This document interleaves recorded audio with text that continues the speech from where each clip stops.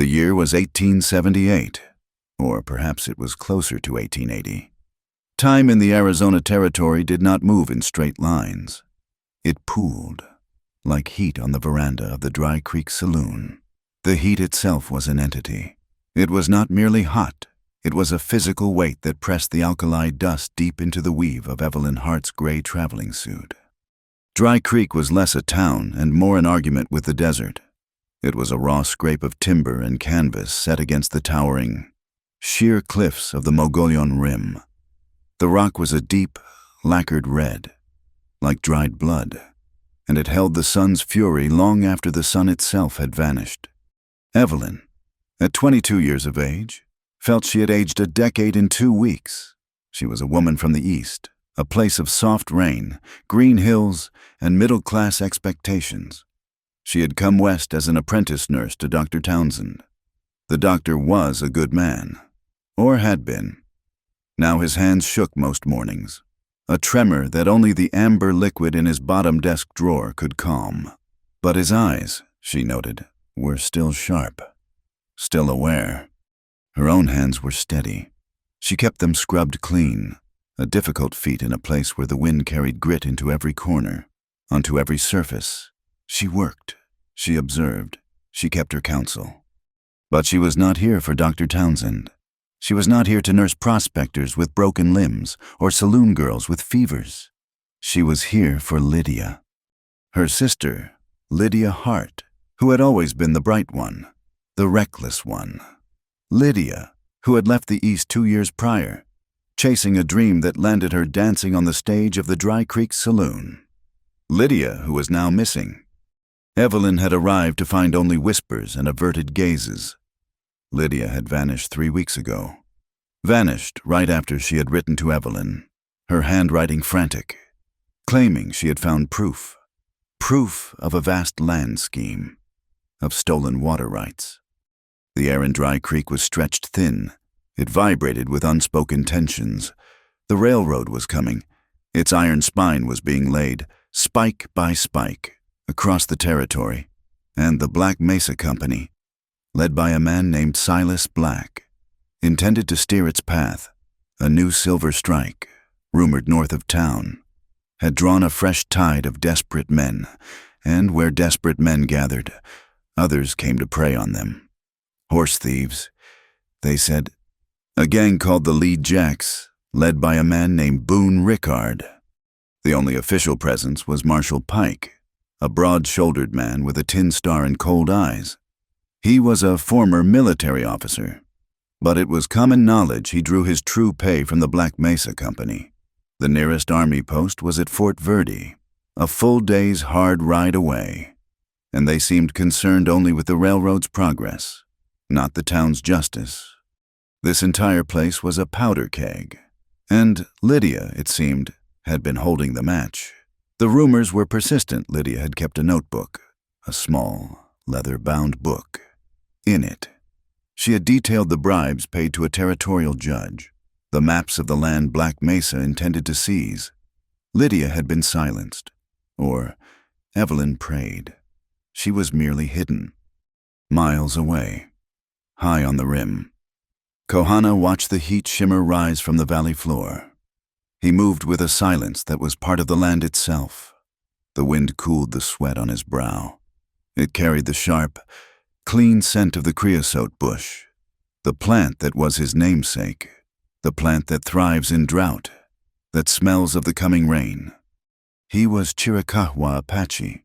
He had been a warrior, had fought in the wars until the cost became too high, until the blood seemed to poison the ground. Now he walked a different path. He served as a scout, a mediator, a man trying to find peace in a land that was being torn apart. His past was written on his body. A long, puckered scar traced a line along his left ribs, a permanent reminder of his last encounter with the Black Mesa Company's mercenaries. He knew them, the Lead Jacks. He had fought them when they first tried to drive their survey stakes into the High Valley. He had stopped them then, but he had paid a price. He was a man of intense self-discipline. He held his grief and his anger in a tight, controlled space inside him. He had a duty, a promise made to his mentor, The old elder Nietzsche. He had sworn to protect Coyote Spring. He crouched, his fingers tracing a mark in the dust. A fresh boot print, heavy military issue. Beside it, the tripod marking of a surveyor's tool. They were back. Coyote Spring was the heart of this land. It was the sacred place of the people. But it was also the only reliable water source for 50 miles.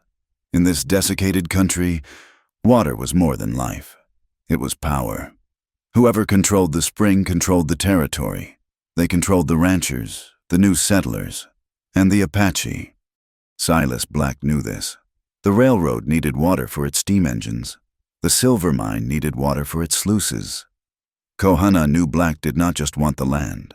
He wanted the water that gave it meaning, and he would silence anyone, destroy anything that stood in his path. Evelyn organized the small glass bottles in Dr. Townsend's office. Laudanum, carbolic acid, quinine. She worked with a deliberate, rational focus. Her mind sorted facts, trying to build a case, as if this were a diagnosis. She was a closed-off woman. She had learned early that logic was a shield against the chaos of emotion. But here, her logic was failing her. She kept 2 items in the pocket of her apron at all times.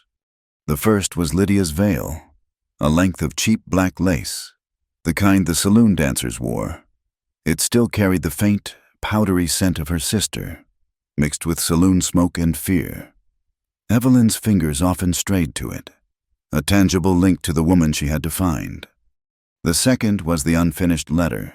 They do not care about the silver. Evie. It is the water. A spring in the high valley. They are rerouting the railroad to claim it. I have the maps, the real ones, and a list of the bribes. I think Marshal Pike is...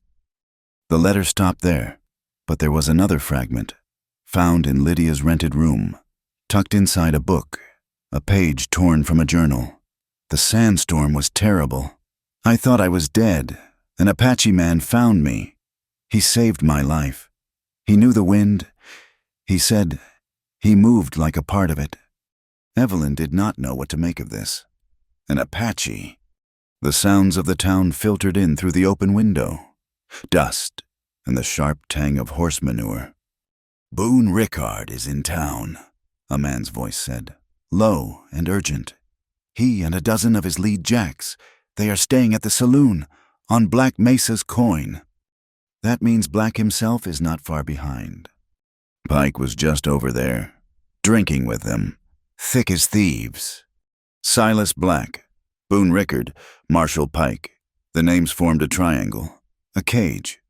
Evelyn watched the marshal cross the street. He was a large man, and the sun glinted off his star. He paused, his gaze sweeping the street. He seemed to own it. He was the law, but he was a corrupt law. He was the man who wanted Lydia's notebook.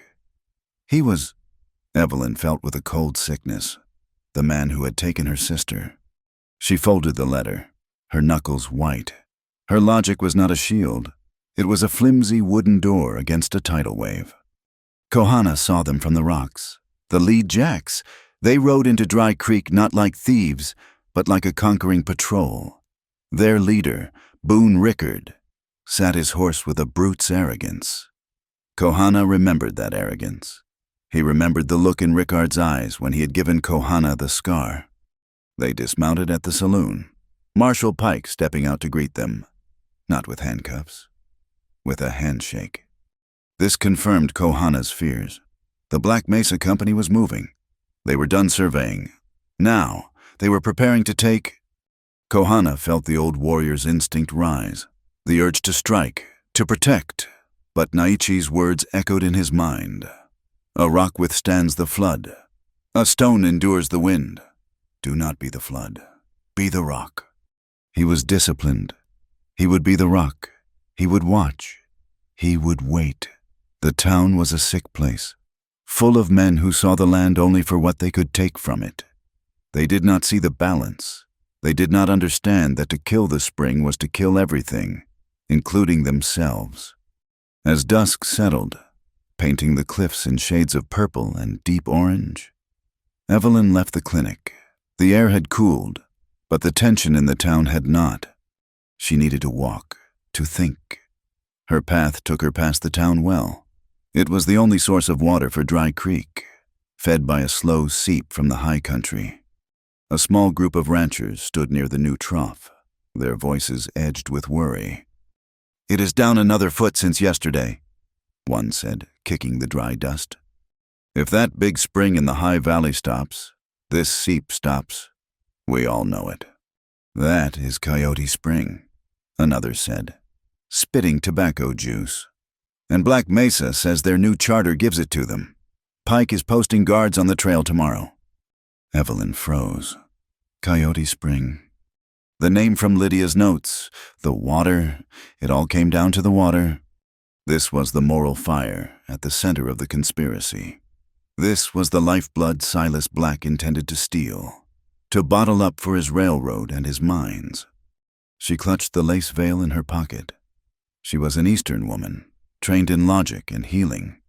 She was small, and she was alone, but she was Lydia's sister. She looked up at the immense, darkening wall of the Mogollon Rim. It was a fortress of stone. Lydia was up there, the truth was up there, and maybe, somewhere in that wilderness, was the Apache man who saved her. Evelyn Hart, the woman of reason, made an illogical decision. She would have to go up there. She would have to find the spring. She would have to find her sister. The Dry Creek Saloon was the only building in town with 2 stories, and tonight it was ablaze with light. Silas Black was hosting a gala, a fundraiser he called it, to celebrate the railroad's inevitable arrival. Fiddle music, thin and frantic, scraped against the thick cigar smoke. Men in dusty suits and speculators in new boots drank Black's whiskey, their voices loud with false confidence. Evelyn Hart stood in the alleyway opposite. Her heart beat a hard, painful rhythm against her ribs. This was madness. This was the act of a desperate woman, not a rational one. She clutched Lydia's black lace veil in her hand. It was a flimsy, foolish disguise. She did not look like Lydia. She did not have her sister's fire, her easy laugh. She was the quiet one, the observer. But she had to know. She had to get close to Marshal Pike. She pulled the veil over her face. The lace smelled of dust and the faint, lingering scent of Lydia's rosewater. She stepped from the shadows and crossed the street. She did not use the main doors.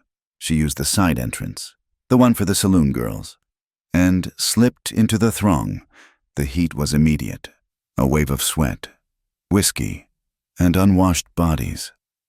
She kept her head down, moving through the crowd. She saw Silas Black near the bar, a large man in an expensive Eastern suit, his smile wide and predatory. Boone Rickard was near him, his lead jacks flanking the doorway. And there, by the staircase, was Marshal Pike. Evelyn took a breath that felt like she was inhaling sand. She moved toward him. She did not know what she would say. She only knew she had to provoke a reaction. She passed close to him. "Marshal," she said, her voice a low imitation of her sister's confidence. "You seem to be celebrating. Have you found what you were looking for?" Pike turned. He was holding a glass of whiskey. He looked at her, his eyes passing over her dismissively, then snagging on the veil. His gaze sharpened. He leaned closer. He did not recognize her face. He recognized the lace. "Lydia Hart," he said. His voice was not loud. It was a low, satisfied rumble. He did not reach for her. He signaled to 2 of his deputies standing nearby. "It seems the lost lamb has returned. Take her quietly." Evelyn's blood turned to ice. She backed away, but a deputy grabbed her arm. "No," she said, her voice her own now, sharp with panic. The crowd began to turn.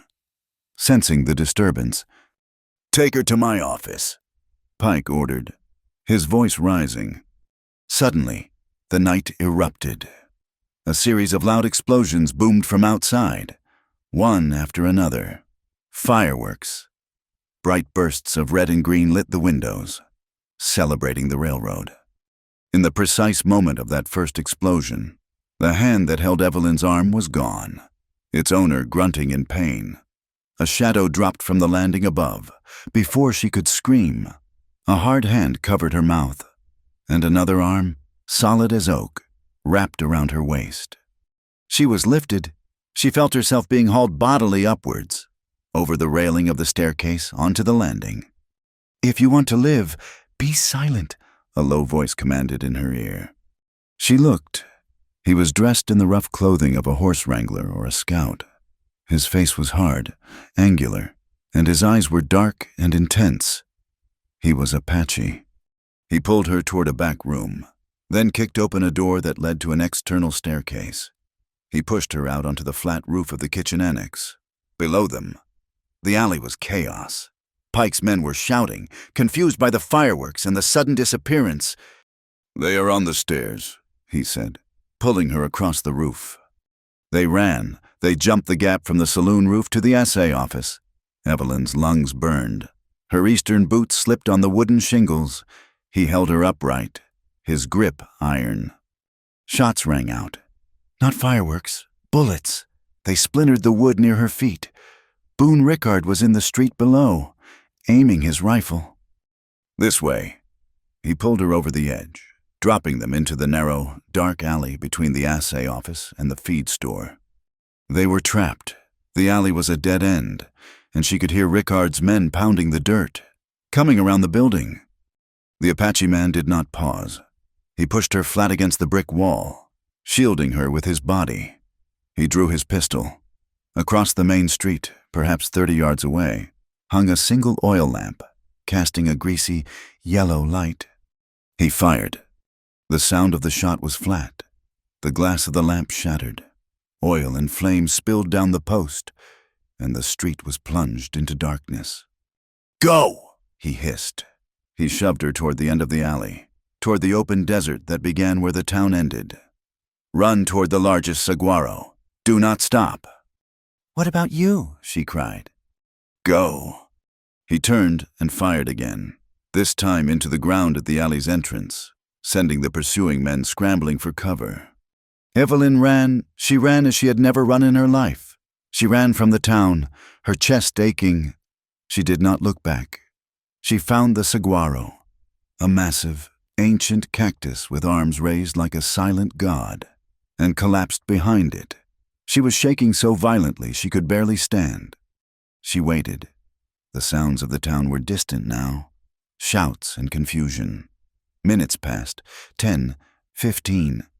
He appeared as if he had grown from the desert floor.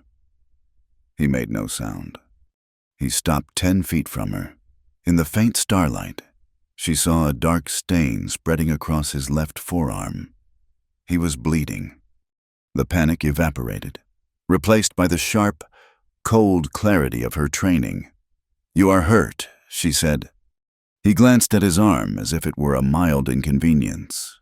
"A graze." "Sit down." She pointed to the ground. He looked at her, surprised by the authority in her voice. He did not sit. "I am a nurse," she said, her voice steady, though she was still trembling. "You will sit down, or you will bleed until you fall down. It makes no difference to me." He held her gaze for a long moment. Then, slowly, he lowered himself to the ground, his back against the cactus. She dropped to her knees beside him and pulled her small medical kit from her apron pocket. Dr. Townsend insisted she carry it.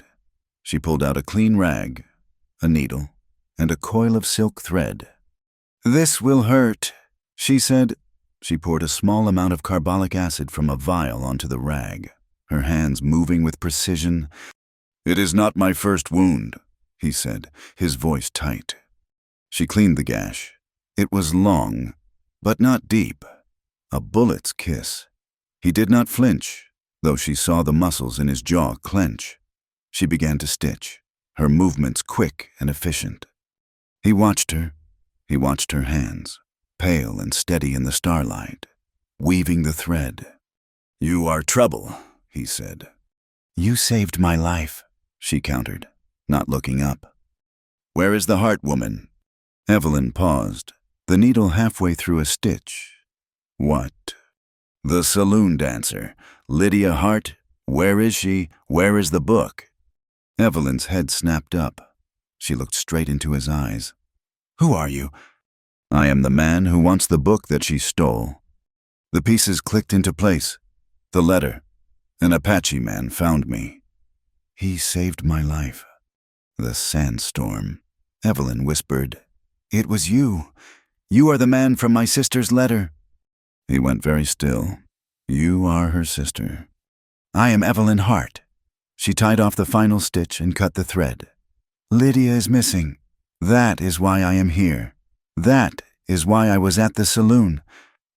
Missing, he repeated. He did not sound convinced. Or hiding. Missing, Evelyn insisted. Taken because of that book. She began to wrap a clean bandage around his arm. She found the maps, the real maps, showing the Black Mesa Railroad line going straight through a valley, straight to a place she called Coyote Spring. Kohana's body tensed. She wrote this to you. She wrote that she had proof, a list of names, men Silas Black paid bribes to. It is all in her notebook. I believe that is why Marshal Pike took her. Pike, Kohana said, the name like spitting dust. He is just a dog. Black holds the leash. They want the spring. Without the book, they will take it. He stood up, testing the bandage. He looked back at the lights of Dry Creek. At that moment, a great voice boomed across the flats, amplified by the still night air. It was Marshal Pike, standing on the saloon balcony. Hear me. Dry Creek. The woman, Evelyn Hart, sister of the fugitive Lydia Hart, is an accomplice to theft and conspiracy. She has aided in the escape of a wanted man. I am giving her 72 hours to return her sister and the stolen property belonging to the Black Mesa Company. Evelyn felt sick. He thinks I am hiding her. Turn yourselves in, Pike bellowed. Or in 72 hours, I am declaring martial law. This town will be locked down until they are found. 72 hours, Evelyn whispered. It was a death sentence. Kohana looked at her. His face was a mask of hard calculations. They will hunt you, he said. And they will hunt me, the wanted man who helped you. Then we are allies, Evelyn said, finding a strange strength. You need the notebook to save your spring. I need to find my sister. The book is with her. If she is still alive, Kohana said flatly. She is alive. Evelyn snapped. I will not believe otherwise. He studied her. He saw the iron beneath the fear. He saw the truth in her eyes. This is my fight. It is my land, but you are now in the center of it. I will help you find her. After we have the book, we will take it to the federal judge in Prescott. That is the only law that matters. And in return, Evelyn asked. In return, you will do exactly as I say. You are in my world now. Evelyn Hart, you will respect its rules. You will not desecrate the sacred lands. My ways, not the ways of the town. I promise, she said. He nodded once. We move, now. He led her away from the town, into a labyrinth of stone and shadow. They walked for an hour, until the sounds of Dry Creek were gone, replaced by the whisper of the wind through the yucca. He stopped at a small arroyo, a hidden cut in the earth where a tiny, precious stream of water trickled over the rocks. Evelyn knelt by the water. Her hands were shaking again, the adrenaline leaving her weak. She washed the grime and the dried blood from her hands. She pulled the object from her pocket that he had pressed on her during the chase, a small string of polished blue turquoise beads. A smear of his blood was on them. She rinsed the beads carefully in the cool water. The blue was deep and pure. She looked up. Kohana was standing on the bank above her, watching. She was still wearing the veil. It was torn from the chase, smeared with dust and snagged on a cactus thorn. It was a ruined, pathetic thing. He was looking at her, but his gaze was not on the veil. It was on her. His eyes were so clear, so steady, that she felt he was seeing straight through the lace, through her clothing, through her very skin. He was not looking at her with the hunger of the men in the saloon, or the cold calculation of Pike. He was looking at her with a stark, terrifying recognition. He saw the nurse's steady hands. He saw the sister's desperate gamble. He saw the Eastern woman, lost and terrified. And he saw the core of her, the thing that stitched his wound in the dark and refused to believe her sister was dead. Evelyn felt a heat rise in her chest that had nothing to do with the desert. She felt completely exposed, stripped bare not by shame, but by the sheer force of his seeing. She, who had hidden behind logic and duty her entire life, was truly seen for the first time. The moment was broken by a sound, a soft whistle, like a night bird. A young Apache, seemingly materializing from the shadows, appeared at Kohana's side. He spoke in their language, his voice low and urgent. Evelyn stood up, clutching the wet beads. Kohana's entire body went rigid. His face became a mask of stone. "What is it?" Evelyn asked, her voice trembling. "What did he say?" Kohana turned to her. His eyes were dark, filled with a new, terrible weight. "My scout. He has tracked the lead jacks. They moved a prisoner 2 days ago. A woman, matching your sister's description." "Lydia," Evelyn breathed, hope surging. Where is she?"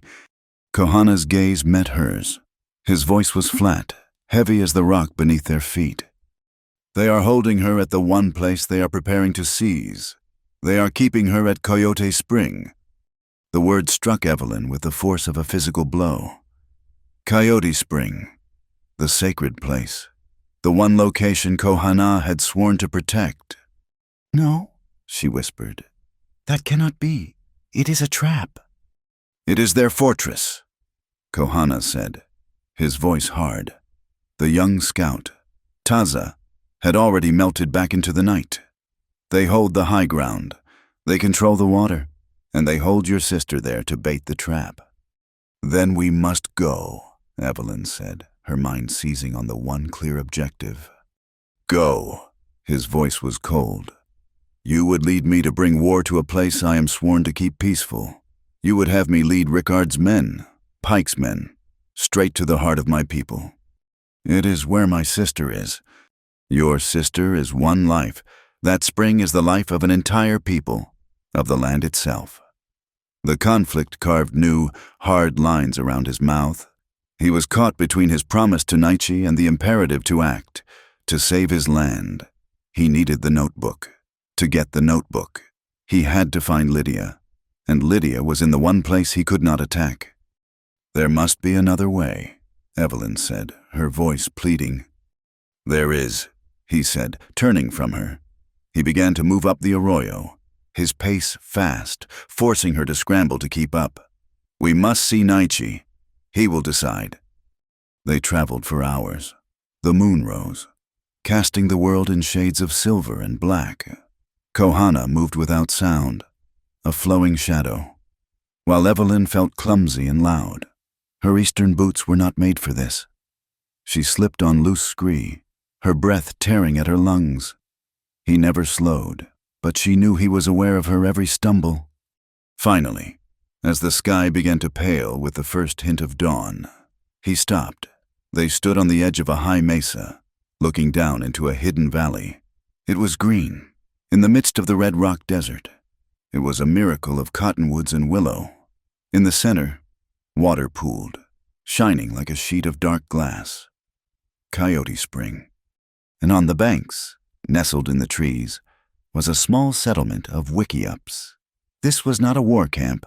It was a spring camp, a place for the old, for women, for children. "They are not warriors," Evelyn breathed, understanding his conflict. "They are the future," he said. He led her down a narrow, hidden path. Their arrival caused a quiet stir. The women stopped their work. The children, naked and dusty, stared with wide, dark eyes. Kohana spoke to an old woman, who nodded and pointed toward the largest structure, set apart from the others. Nietzsche was sitting by a small fire, his eyes closed. He was ancient, his skin a map of the land itself. He did not open his eyes when Kohana stopped before him. Kohana spoke, his voice in the Apache tongue. It was low, respectful, but laced with a tension that Evelyn could feel. He spoke for a long time. Nietzsche listened, unmoving. When Kohana finished, the old man opened his eyes. They were not cloudy with age, but sharp and piercing. He looked at Evelyn. "He says you wear a shadow over your face," Nietzsche said. His English was perfect, laced with the dry whisper of the desert. Evelyn's hand flew to the veil, still pinned to her hair. "He says you came in the dark, and you carry the lies of the town with you," Nietzsche continued, his gaze unwavering. "He asks why my warrior, who has sworn to protect this place, has brought a white woman in a liar's mask to our sacred water."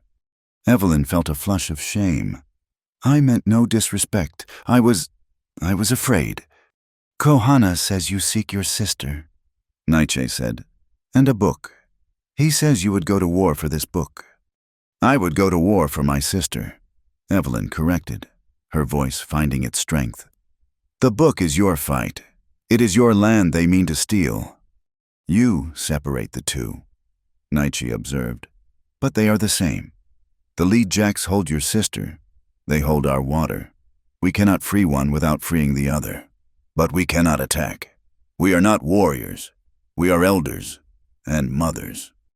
"What do you ask of me?" Evelyn said. "Kohana says you have steady hands. He says you stitched his wound in the dark. He says you have courage, but it is hidden. I ask you to show it. Remove the shadow. Speak your truth here, by this fire." Evelyn looked at Kohana. He stood apart, his face impassive, offering no guidance. This was her test. Her fingers trembled as they went to the pins. She had worn the veil as a disguise, and then as a shield. It was Lydia's last token. She pulled it from her hair. The morning air, cool and clean, touched her face. She felt naked, vulnerable. She stepped closer to the fire. "My name is Evelyn Hart," she said, her voice clear. "My sister, Lydia, came here to escape our life in the East. She was bright and reckless, and she trusted the wrong people. She trusted Silas Black. She took a job with his company. She told them everything, about her quiet life, her training as a nurse, about the letters from Lydia, the growing fear, the final, frantic message about the maps. I came to find her," Evelyn continued, "when I found only silence. I put on her veil. I thought I could be her. I thought I could be strong, like she was, but it was a lie. I am not my sister. I am a nurse. I am a woman who is afraid. But I will not leave this land without her." She finished, her throat tight. The silence that followed was absolute, broken only by the crackle of the fire. Nietzsche nodded slowly. The lie is gone. Now, truth remains. He looked at her, his gaze softening for the first time. "You are not your sister. You are yourself. And you listen. You listen to the desert. And it brought you here. From now, you will be known to us as she who listens to water." He gestured to Kohana. "Taza has returned." The young scout from the night before stepped forward, his chest heaving. "I followed the tracks. The main force of the lead jacks is at the spring, as we feared. But the woman, she is not there." Evelyn's heart stopped. "What do you mean?" "They moved her," Taza said. "One set of tracks, 4 men, breaking east. They are taking her to Mesa del Cuervo." "Hawks Mesa," Kohana translated, his voice grim. "A fortress of stone, easier to defend than this valley. They are separating their assets. They hold the water here, and they hold your sister there. They divide our strength." Before Evelyn could process this, a new sound reached them. A horse, ridden hard. A rider appeared. Not Apache, it was a woman, sitting her stallion with an ease Evelyn envied. She wore men's trousers and a leather hat and had a rifle in her scabbard. She dismounted, her spurs jingling, and nodded to Naichi with respect. "Naichi, Kohana," she said, her voice crisp. She had a faint, musical accent. "I came as soon as I heard Pike's proclamation. The whole territory is buzzing." She turned her sharp, intelligent gaze on Evelyn. "So you are the woman in the veil?" "This is Isabel Romero," Kohana said. "She runs the largest ranch in the South Range. She is a friend." "A friend with bad news," Isabel said, pulling a canteen from her saddle. "I have a man in Prescott. He says Silas Black is moving fast. He has called a meeting with the railroad investors and the territorial judge. It is in 3 days. He is going to sign the final contract, ceding him the rights to this entire valley." "He cannot," Evelyn said. "He does not have the true maps." "He has Pike's guns and a paid judge," Isabel countered. "He does not need the maps. He only needs to secure the spring. With the Army's help, he will declare this valley hostile territory, sign the contract, and be drinking champagne while the ink dries. We have 3 days, 72 hours. The same deadline, Pike's deadline, Black's deadline. It was all a coordinated trap. The stakes were clear. A disaster. If Black signed that contract, the Army would move in to support the railroad's claim. The Apache would lose their sacred water. The ranchers like Isabel would lose their grazing rights. The town well would dry up. Silas Black would own the entire region. "We need a new plan," Kohana said. His voice was no longer conflicted. It was sharp. The warrior was back. "We must split our focus." "A team," Isabel said, nodding. "My man in Prescott can get us into the courthouse, if we have the proof. But we need Lydia. She is the witness. And we need the book," Evelyn added. "She must have it." "Then that is our goal," Kohana said. He looked at Taza, who nodded. "And Chato, he is our best tracker." He looked at Evelyn, and then at Isabel. "We are the team.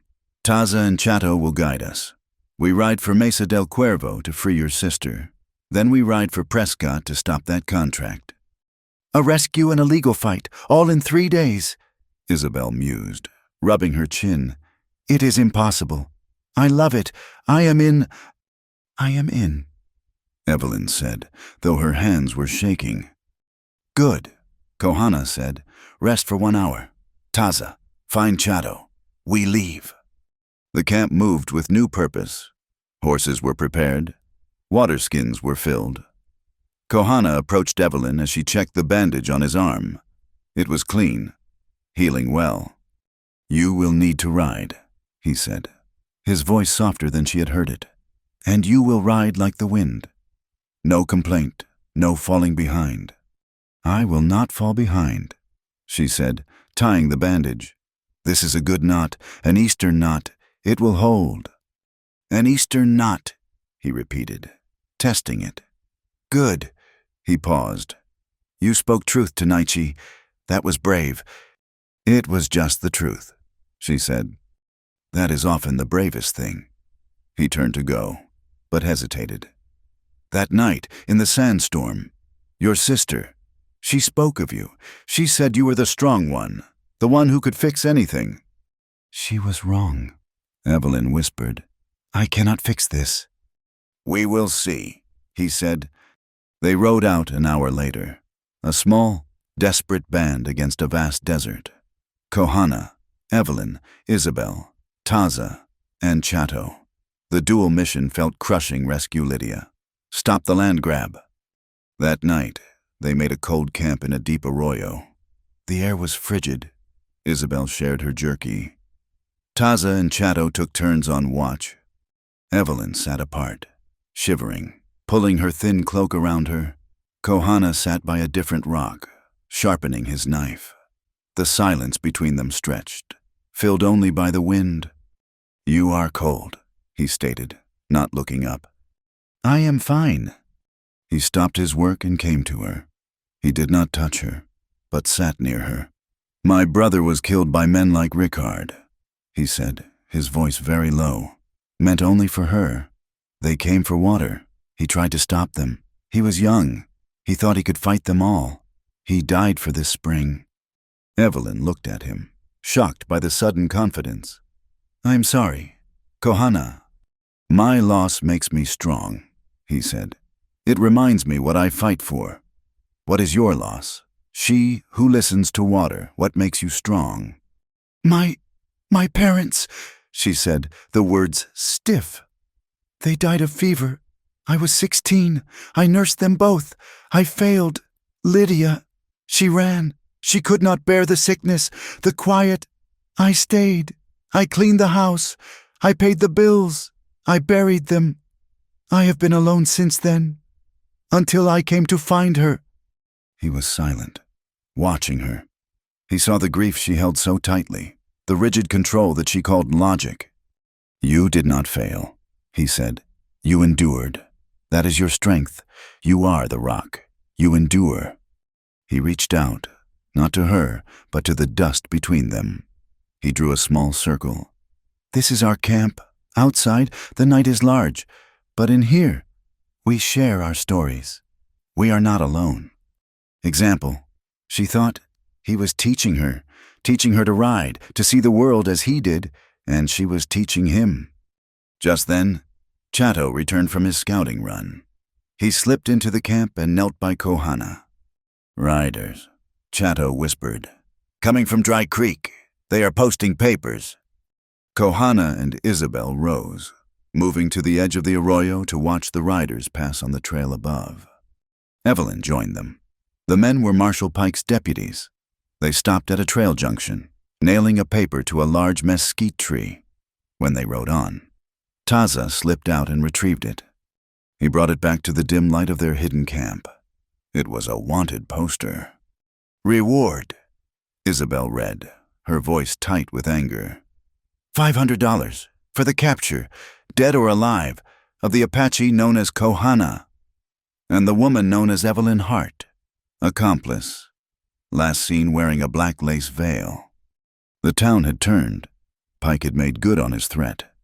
They were outlaws. Let them post their papers, Kohana said, his voice calm. He looked at the poster, then at Evelyn. They do not know who we are.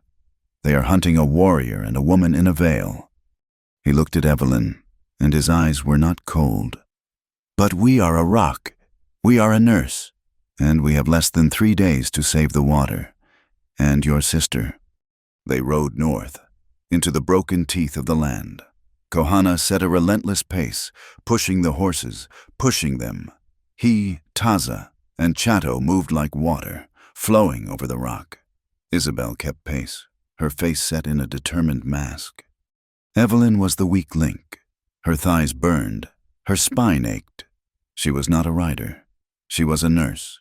She clenched her jaw and held on, her mind chanting a rhythm. Find Lydia. Stop the contract. 72 hours. They entered a place Kohana called Box Canyon.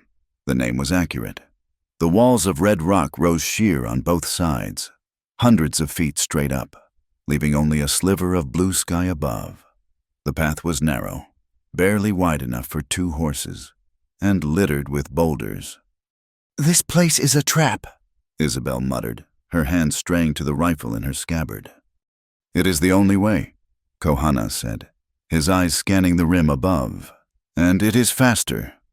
The air was still, hot, and close. The only sound was the clack of hooves on stone. A sharp rattle echoed from the rocks ahead. It was not a snake. Hold, Kohana commanded. A pebble bounced on the path, then another. A low rumble began. A vibration felt in the chest. Back, Kohana yelled. Rock slide. He grabbed Evelyn's bridle, wrenching her horse around. Isabel and Taza were already retreating. Chato, the youngest, was in the rear. As he tried to turn his panicked horse in the narrow space, his mount slipped on the loose scree. The horse went down, screaming, and Chato was thrown hard, rolling into a cluster of prickly pear cactus. The avalanche of rock and gravel poured down. Not a massive slide, but enough to block the path where they had just been. It sounded like the world tearing apart. Then, silence. "Chato!" Taza yelled, dismounting and running toward his friend. Evelyn was already off her horse, her medical kit in her hand. Chato was sitting up, pushing himself away from the cactus, his face pale and beaded with sweat. "My leg," he gasped. "The horse! It is not the horse!"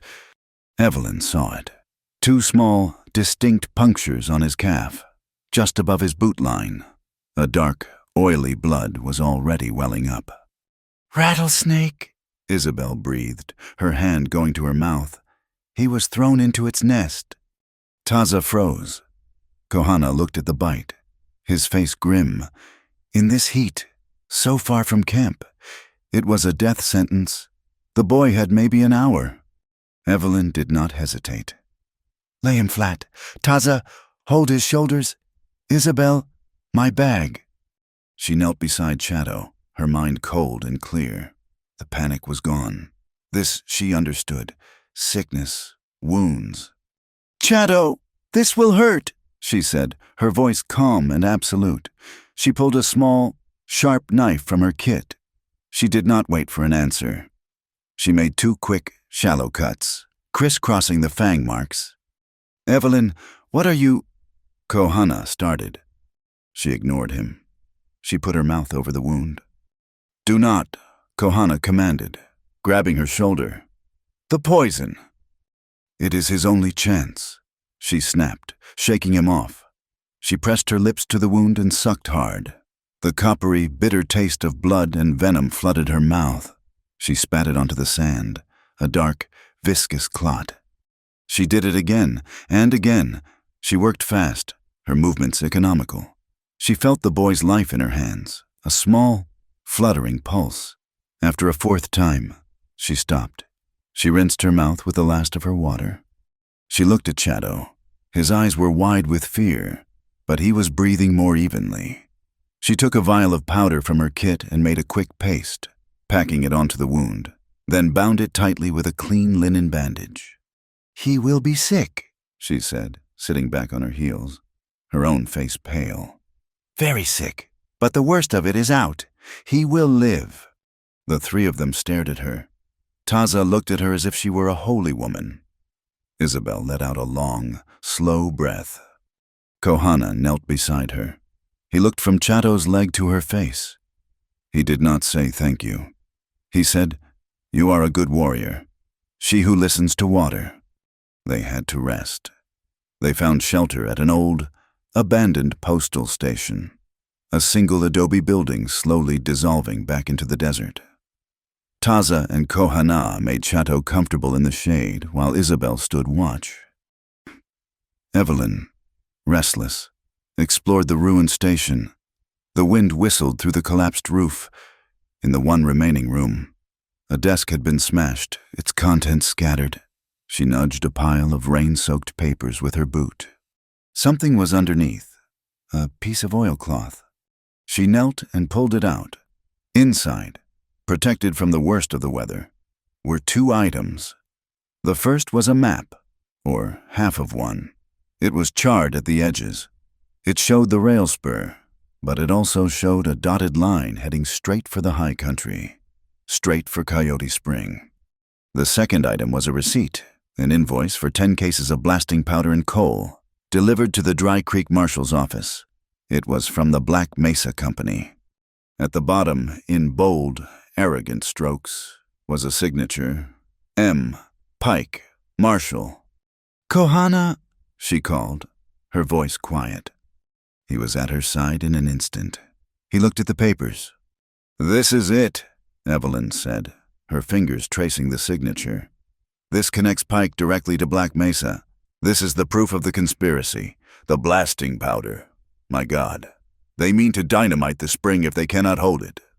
"He was careless," Kohana said, his voice a low growl. "He thought no one would ever find this." "He thought Lydia was the only one who knew." Evelyn said. A single, sharp sound cut the air, the whistle of a bullet. It struck the adobe wall above Evelyn's head. showering her with dirt. "Ambush!" Isabel yelled from outside. Kohana grabbed Evelyn, pulling her to the floor. "Lee Jacks!" he hissed. "A scouting party." Taza, moving with a speed that belied his concern for his friend, grabbed his rifle and took a position by the window. Chado, pale but conscious, pulled his own pistol.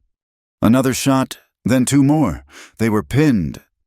They knew the station was here. Isabel called from behind a water trough. They were waiting. "Kohana," Taza said, his voice tight. "4 of them, moving to flank us." Kohana looked out the small, square opening.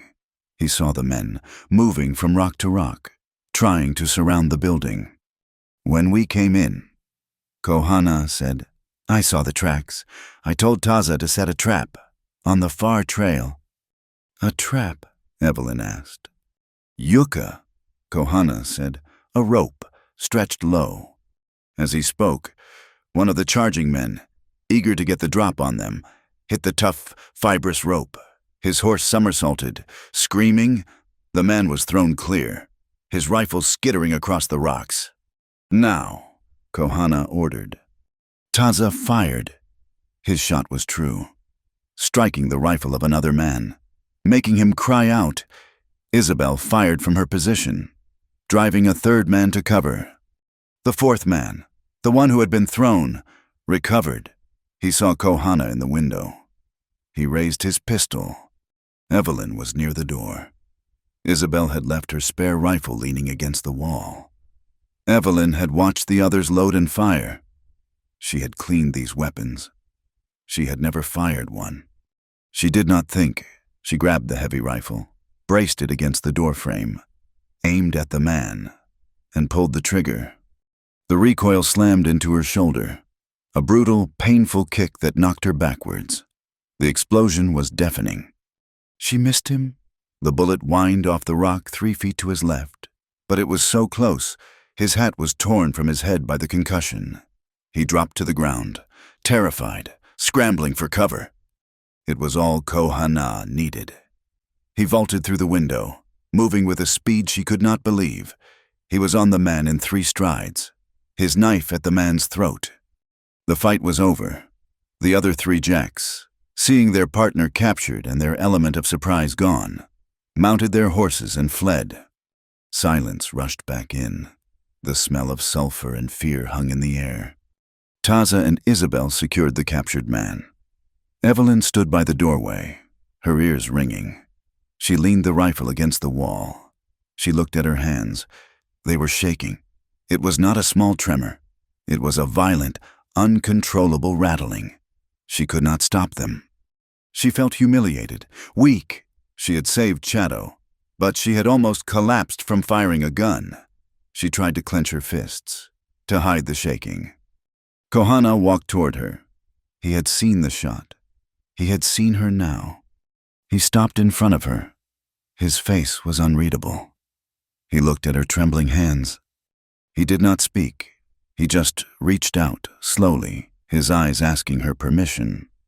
Evelyn did not move. She was too tired, too shaken to pull away. He gently, firmly covered her right hand with his. His palm was calloused and warm. It enveloped hers, stilling the tremor. He did not squeeze. He just held. He held her hand until the shaking subsided, until her ragged breathing began to even out, until the only sounds were the distant wind and the hammering of her own heart. He looked at her, his gaze holding the same intensity she had seen at the stream. "Your first shot," he said. "I missed," she whispered, her voice rough. "You saved my life," he replied. He held her hand for 1 second more, a silent acknowledgement of the debt, and then he released her. Taza was searching the path the Jacks had used. "Kohana," he called. "Look!" He was holding something, a piece of fabric, snagged on a juniper branch. Evelyn knew it before she was close. It was black lace, another veil. She took it from Taza. It was Lydia's, but this one was different. It was stained, not just with dust, but with a fine black soot. Coal dust, Isabel said, rubbing it between her fingers. And iron rust. She is not just on horseback. The spur line, Kohana said. They are moving her in a closed freight car, using the railroad to hide her. This changed everything. They were at a crossroads. The railroad line, where Isabel and Taza had seen the contract, went east. Mesa del Cuervo was a hard ride north, over the Juniper Hills. We must split, Kohana said, his voice decisive. The contract in Prescott is the head of the snake. Lydia is the heart. We need both. Isabel, he commanded. You and Taza, you are fast. You know the railroad. Follow that spur line. Find that draft contract. Black Mesa will have a copy at their main depot. Steal it. It is our only legal weapon. And you? Isabel asked. Chato is injured, but he knows the shortcut to Mesa del Cuervo. I will take him and she who listens to water. We will go over the hills. We will find Lydia. It is a dangerous choice, Isabel said, looking at the exposed hills. All choices are dangerous now. Kohana said, Ride hard. We meet in Prescott in 2 days, at the federal court. Isabel nodded. Taza, let's ride. The two of them were on their horses and gone in a cloud of dust.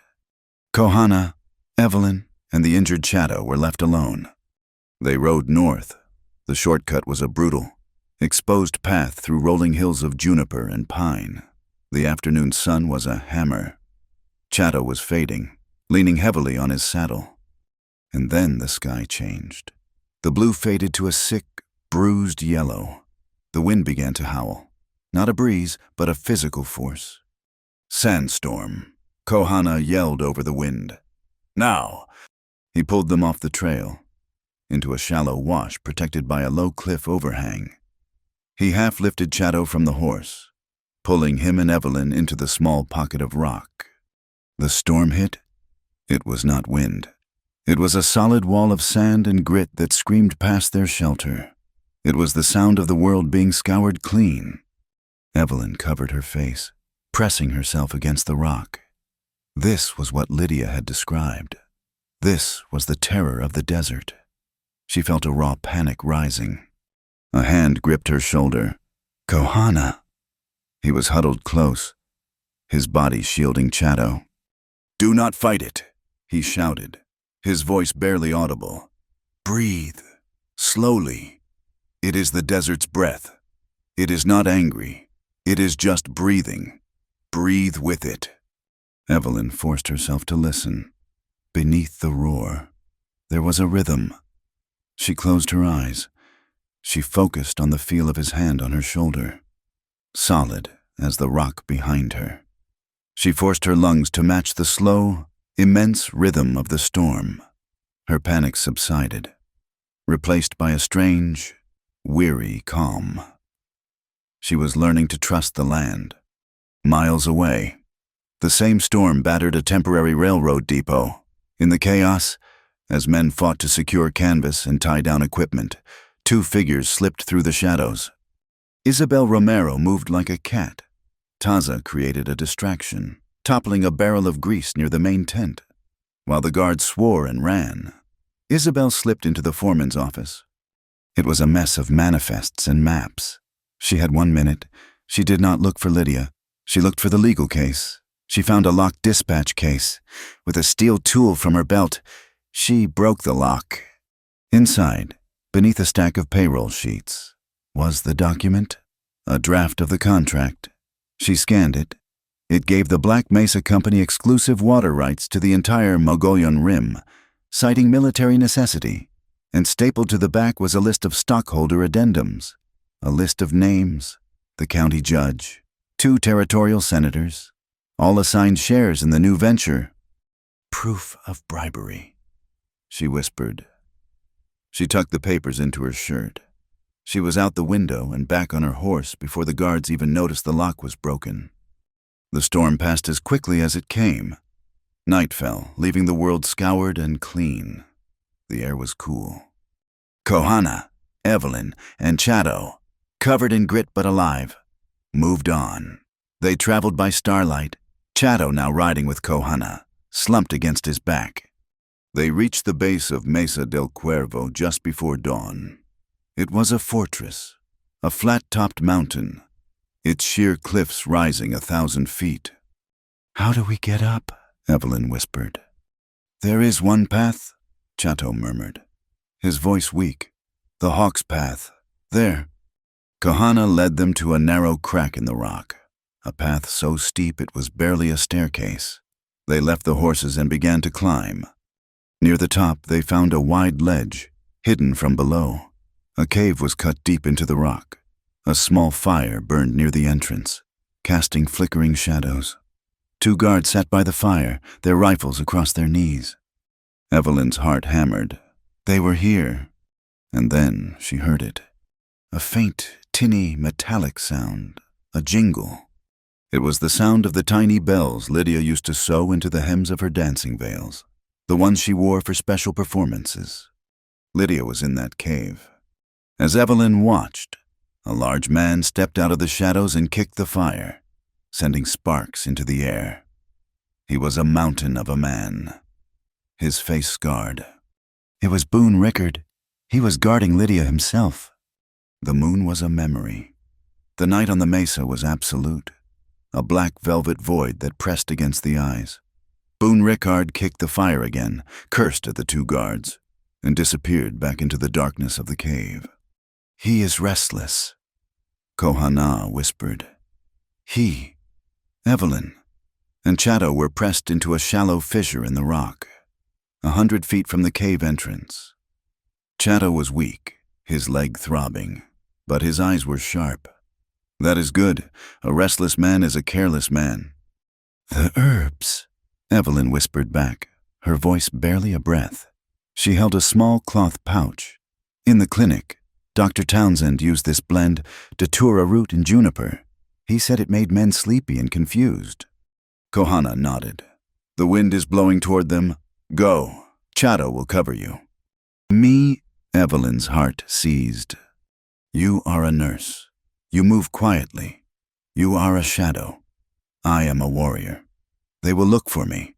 They will not look for you." He pressed a small, dark object into her hand, his knife. "Only if you must." He was right. They would look for the Apache. They would not look for the nurse from the east. She took the pouch and the knife. She slipped from the fissure. She did not walk. She did not crawl. She moved as he had taught her, staying low, placing each foot with deliberate care, her body part of the shifting, uncertain shadows. The 2 guards were complaining. Their voices were rough. "Rickard is spooked. I do not like it." "He just wants the girl's sister, the one with the Apache, $500. Evelyn was close now, 20 feet. The wind was perfect. She opened the pouch and gently shook the fine, dusty powder into the air, letting the breeze carry it toward the fire, toward the guards. She waited. She counted heartbeats. 1 guard coughed, rubbing his eyes. "This smoke, it is acrid tonight." "My head feels thick," the other one said, his voice slurring. He yawned, a great, cracking sound. Within 5 minutes, both men were slumped against the rock wall. Their breathing was heavy, their rifles resting loosely in their laps. Evelyn moved. She was past them, knife in hand, and at the cave entrance. The inside was dark, lit only by the dying embers of Rickard's fire. The smell of unwashed bodies and fear was thick. She heard a low moan. "Lydia." "Evie." The voice was a dry croak. Evelyn ran, in the back of the cave, in a crude wooden cage. A figure was huddled. It was Lydia. She was thin, her dress in tatters, but she was alive. "Evelyn, my God, is it you?" Lydia reached through the bars, her hand a pale claw. "I am here. I am getting you out." Evelyn saw the lock. It was a heavy iron padlock.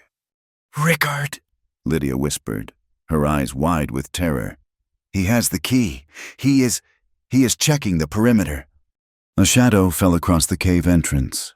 Kohana. He had followed her. He put a finger to his lips. He pointed to the lock. Evelyn shook her head. Key. Kohana did not hesitate. He moved to the cage, placed the butt of his pistol against the lock's shackle, and wrapped his hand in his bandana to muffle the sound. He struck it once, a hard, sharp blow. The iron lock sprang open with a groan. He pulled the cage door open. Evelyn rushed in, helping her sister to her feet. Lydia was so weak she could barely stand. "We go," Kohana said. "Chato has the horses at the base of the trail. We move now." They half-carried, half-dragged Lydia from the cave. The guards were still deeply asleep. They slipped past them into the night. "The trail," Kohana said, leading the way. "Move. Rickard will be back." They scrambled down the narrow, treacherous path, rocks skittering under their feet. Lydia moaned, her breath coming in sobs. Chato was waiting with the horses, his face a pale mask of pain. "Get her mounted," Kohana ordered, lifting Lydia onto his own horse. He helped Chato onto his. A roar echoed from the mesa above. "Guard, sound the alarm! They are gone!" A shot rang out, the bullet ricocheting off the cliff face. "Ride," Kohana yelled. He slapped the rump of Chato's horse, sending him and Lydia pounding down the trail. He grabbed the bridle of Evelyn's mount, pulling her along. They fled into a maze of canyons, with the sounds of pursuit echoing behind them. Boone Rickard and his men were mounted, and they were coming fast. "They know this land," Kohana yelled over the thunder of hooves. "They will try to cut us off at the pass." He wrenched his horse to the left, pulling Evelyn into a narrow, dark split in the rock. It was a wind canyon, its walls so high they seemed to touch. The path was sand, muffling their sound, but it was a dead end. "Kohana, we are trapped," Evelyn cried, pulling her horse to a halt. The canyon ended in a sheer, 300-foot wall of rock. "Wait," he said. He dismounted, pressing his ear to the canyon wall. Behind them, the shouts of Rickard's men grew closer. They were in the canyon. They were trapped between the rock face and the lead jacks. "Here," Kohana said. He pulled her from her horse and shoved her toward a dark opening, a narrow fissure almost completely hidden by a curtain of ancient ivy. The old way, a water route. He pushed the horses, slapping their rumps to send them farther into the canyon as a decoy. He pulled Evelyn, Lydia, and Chato into the narrow passage. It was a tunnel, black as pitch. They waded through knee-deep, icy water. After 100 yards, the tunnel opened into a small, circular cavern, lit by a faint, pale green light from phosphorescent moss. "We are safe," Chato gasped, slumping against the wall. Lydia slid to the ground, shivering. "For now," Kohana said. He stood at the entrance, listening. Evelyn knelt by her sister. "Lydia, you are safe." She held her sister, rocking her. "Evie," Lydia whispered, her fingers clutching Evelyn's shirt. "The book." "He did not find it. I told him I did not have it." "I know, dearest. It is with you. Where did you hide it? We need it. We only have 2 days." Lydia shook her head, her eyes wild. "No, Evie, you do not understand." "Lydia, where is the notebook?" Evelyn insisted, giving her a gentle shake. "I do not have it," Lydia cried, her voice cracking. "I sent it to you." What do you mean I never received?" "Not in the mail," Lydia said, her hand reaching up, her fingers grasping the tattered remains of the black lace veil still pinned to Evelyn's hair. "I knew they were watching me. I knew they would search my things, but they would not search you. Not the quiet sister from the East." Evelyn stared at her, her mind refusing to understand. "The seam," Lydia whispered, her fingers fumbling with the hem of the veil. "I unstitched the double seam. I folded the pages. I sewed them inside. It is heavy. See, the hem is heavy." Evelyn's hands flew to the veil. She felt the hem. It was thick, stiff. It was not just lace. It was paper, folded and sewn with meticulous care. The notebook, the maps, the list of bribes. It had been with her all along. She had worn the proof on her head, hidden behind the very symbol of her sister's identity. A boot scraped on stone at the tunnel entrance. "Well, well," a voice boomed, echoing in the small cavern. "What a clever nest of rats." Boone Rickard stood there, his massive frame blocking the light. He held a lantern in one hand and his pistol in the other. Kohana moved, shoving Evelyn behind him. He drew his own pistol, but he did not fire. Chato was too weak, Lydia too exposed. "The Apache," Rickard said, his lip curling in a sneer. "I should have killed you at the spring, and the nurse. Pike will be happy. And the sister." He looked at Lydia. "The book, girl, give it to me, and I will let you live." "She does not have it," Evelyn said, her voice shaking. "Do not lie to me, girl. I am done playing." Rickard raised his pistol. "She is telling the truth," Kohana said, his voice calm. "The book is gone. You are too late." "Liar!" Rickard's eyes narrowed. He was looking at Evelyn, at the strange, torn veil in her hand. He saw the way she clutched it. "What is that?" He lunged. It was not at Kohana. It was at Evelyn. Kohana intercepted him, slamming his shoulder into Rickard's chest. The two men crashed against the cavern wall. The lantern flew from Rickard's hand, shattering on the rocks, plunging the cavern into near darkness, lit only by the faint green moss. Rickard roared, firing his pistol. The flash was blinding, the sound deafening. Evelyn screamed. The bullet did not hit her. It hit the small string of blue turquoise beads at her neck, the necklace Kohana had given her. The string snapped, the beads scattering across the stone floor. Rickard raised his pistol again, aiming at Evelyn's heart. "No!" Kohana yelled. He threw himself in front of her. The gun fired again. Kohana grunted, a sharp exhalation of pain. He stumbled back, clutching his left shoulder, before Rickard could fire a third time. Chato, lying on the ground, fired his own pistol. The shot went wide, but it was enough. It struck the rock near Rickard's head, sending splinters of stone into his face. The big man cried out, clutching his eyes, and stumbled back out of the tunnel entrance. "We must go," Kohana gasped, shoving Evelyn toward another, darker opening in the cavern. The other way out. He grabbed Lydia, pulling her up. Chato crawled, dragging his injured leg. They plunged into the second tunnel, emerging minutes later onto a high, windy ridge. Below them, they could hear Rickard shouting for his men. "Kohana, you are hurt," Evelyn cried, seeing the dark stain spreading across his shirt. "It is a graze," he said, his voice tight. "It is nothing." "It is not nothing." She ripped a strip of cloth from her skirt, pressing it against the wound. It was a deep, raw tear across the muscle of his shoulder. "We have to move," he said, pushing her hand away. "Where?" Evelyn looked around, desperate. "We are 2 days from Prescott. Lydia is dying. Chato is... and you..." "Naichi's camp," Kohana said. "It is the only way. It is a half-day's ride. They will be safe there. They will be healed." "No," Evelyn said. Kohana stared at her. "What did you say?"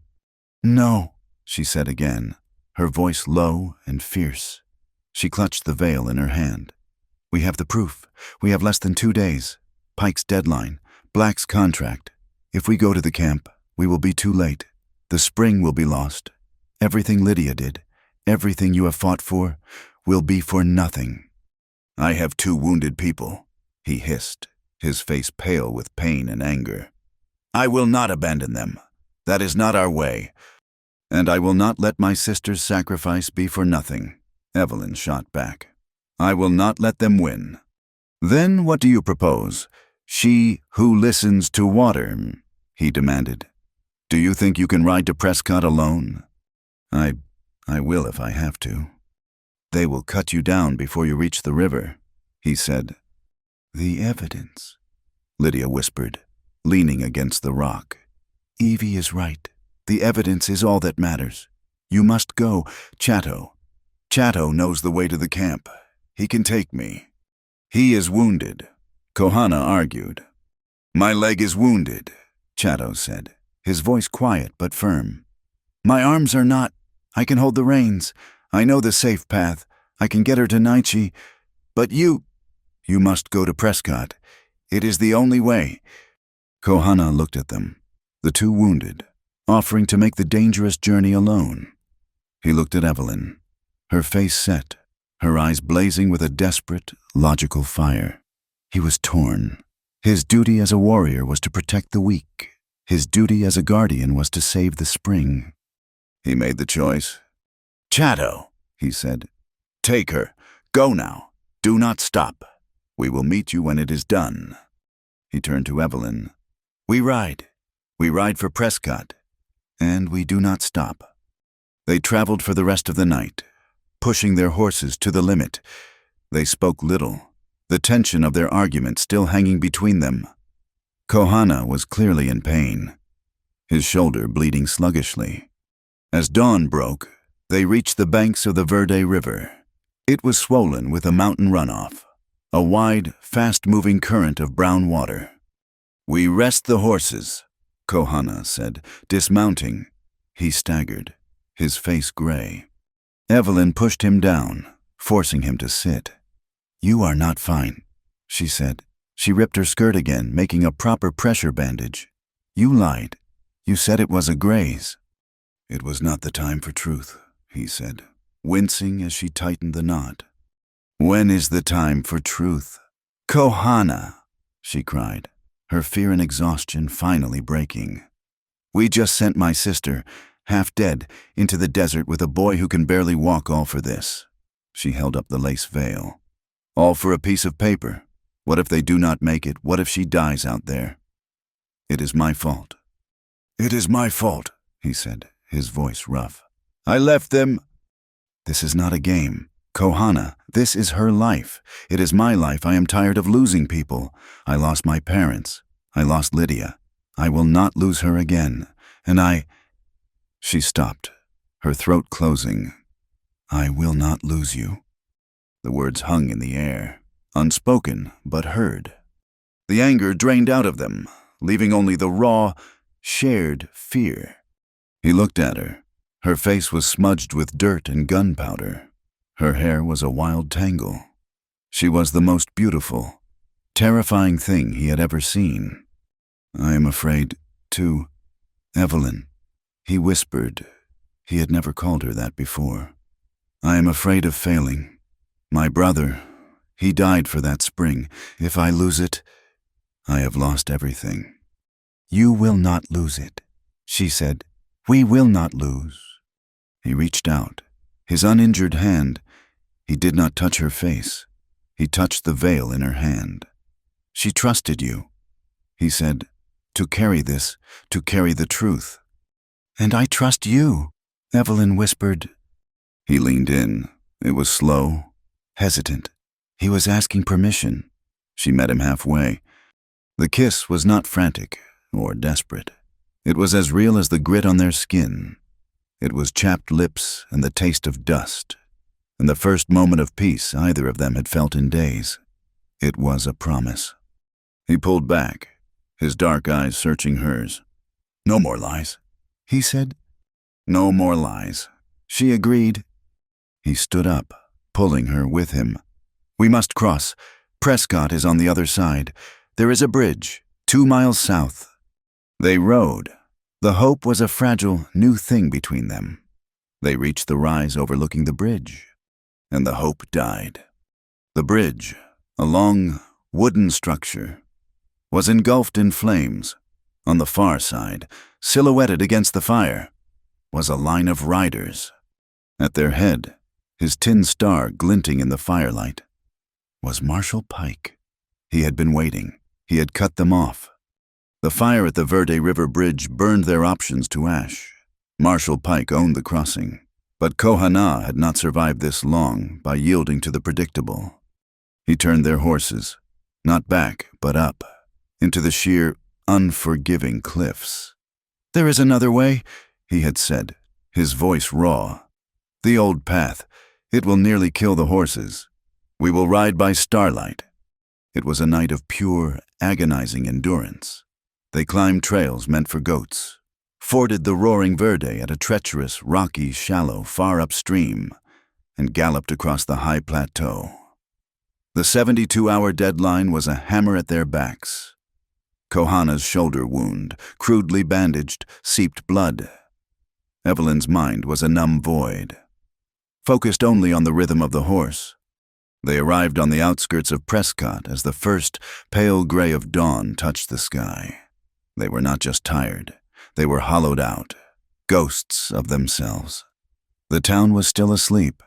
The courthouse would not open for 3 hours. "We cannot be seen," Kohana said, his voice thick with exhaustion. "Pike will have men watching." He led her not into the town, but to a small, hidden cluster of wickiups in a dry wash, a place she had not known existed, a small community of Yavapai families, living in the shadow of the white man's town. Kohana spoke to an old man, who looked at them with weary eyes, then nodded, offering them the shelter of his fire and a skin of water. As they sat by the small, discreet fire, waiting for the sun, Isabel Romero appeared, Taza at her side. They were covered in dust, but their eyes were bright. "The bridge was a problem," Isabel said simply, as if discussing weather. "We found a cattle crossing 5 miles south. Taza is a genius." She pulled a folded document from her shirt. "And the Black Mesa Depot is very careless with its paperwork." They were all here. They had all made it. But Evelyn's hands were shaking. In a few hours, she would have to stand in a court of law. She looked at the tattered, soot-stained veil in her lap, the veil that held the proof, the veil she had hidden behind.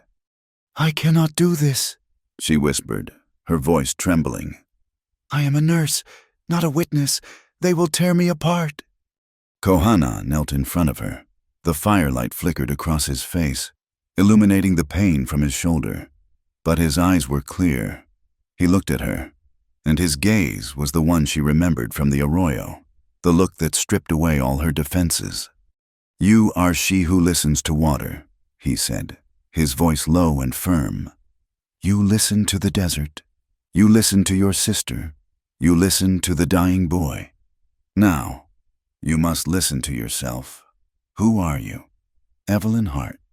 She looked at the veil, the symbol of her fear, her deception, and her sister's desperate hope. She had hidden behind Lydia's veil. She had hidden behind her logic. She had hidden behind her fear. Slowly, deliberately, she took the veil. She did not put it on. She held it out. "I am no longer hiding," she said. She tossed the veil into the fire. The lace caught instantly, flaring up in a bright, brief flash of orange. The tiny bells on its hem, the ones she had heard in the cave, made a final, sizzling sound. It was gone. The proof was still safe. She had removed it from the hem during the night ride, sewing the precious, folded papers into the lining of her own bodice. But the symbol was destroyed. She was just Evelyn. Kohana watched her, his expression unreadable. He did not see the nurse. He did not see the terrified woman from the east. He saw the person who had pulled venom from Chato's leg, who had fired a rifle to save him, who had argued with him over the fate of their mission. He saw the iron. He saw her. He had undressed her with one look, stripping away the layers of pretense until only her true, fierce, and terrified courage remained. He reached out, not to touch her, but to offer a new symbol. He pressed the single turquoise bead he had recovered from the cavern floor into her palm.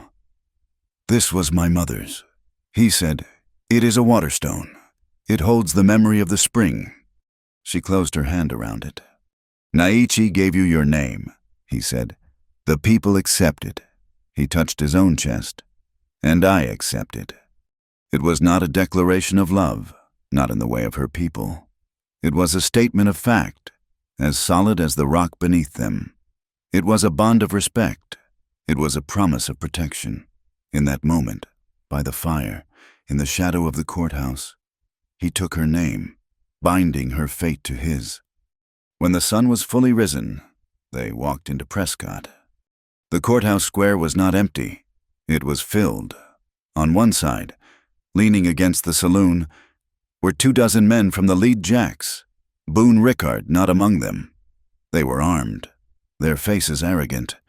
On the other side, in a silent, grim line, were ranchers, miners, and townspeople. The town was divided. Water against the railroad.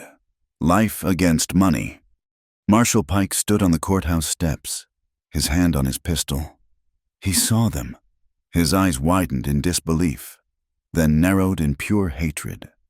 "You are under arrest," Pike snarled, stepping down. "All of you, for theft, conspiracy, and for being armed vagrants," he added, his gaze fixing on Kohana. "We are here for the hearing. Marshal," Isabel Romero said, her voice carrying across the square. She held up her copy of the draft contract. "The one Judge Allister called, the one Silas Black is attending." The doors of the courthouse opened. Silas Black himself stepped out, flanked by a federal judge. Black's expensive suit was immaculate. He looked surprised, then amused.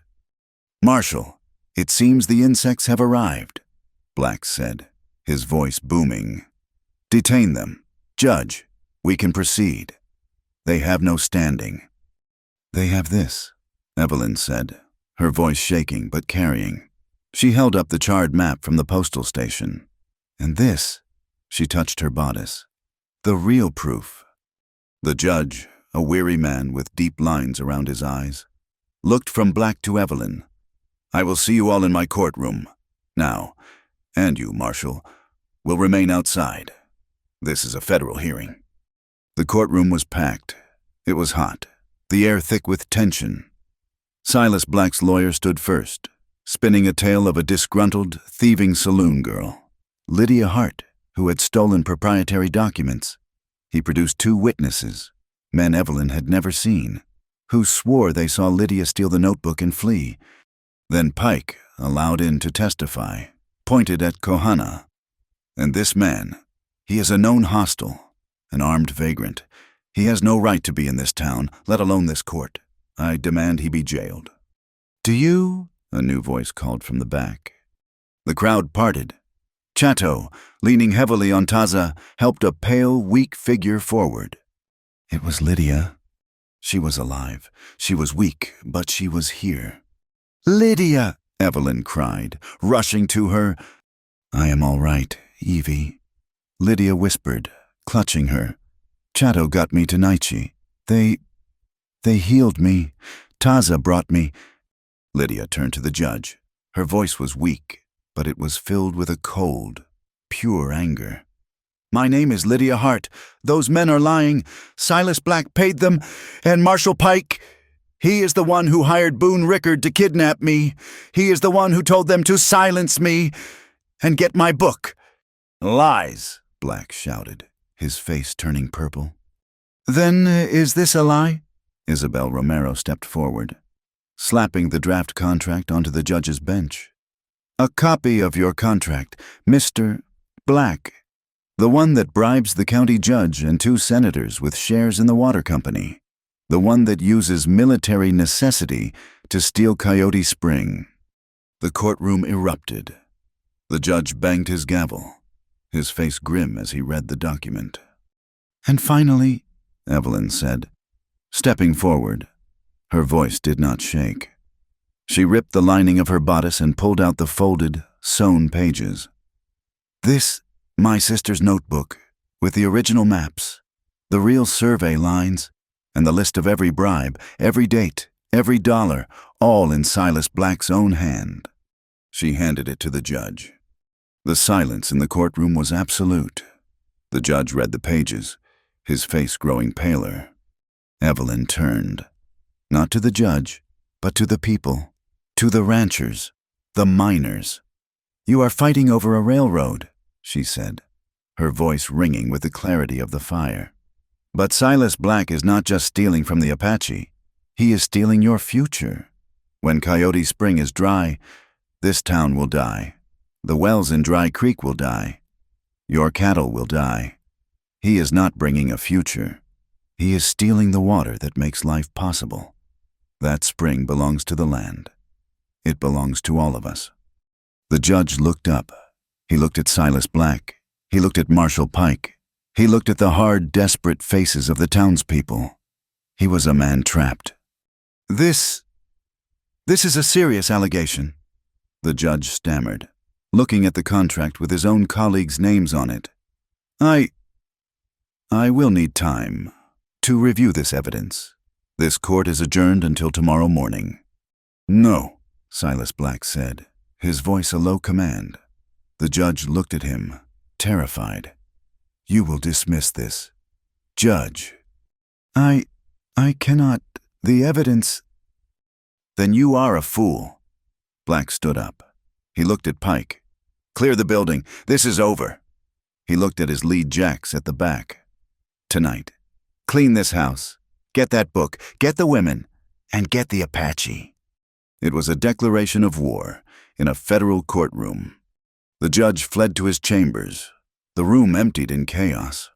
"He will not wait for morning," Isabel said, as their small group huddled in the now empty room. "He will send the jacks tonight. They will burn this place to the ground to destroy the evidence. They will kill us all." "Taza," Kohana commanded, his mind sharp.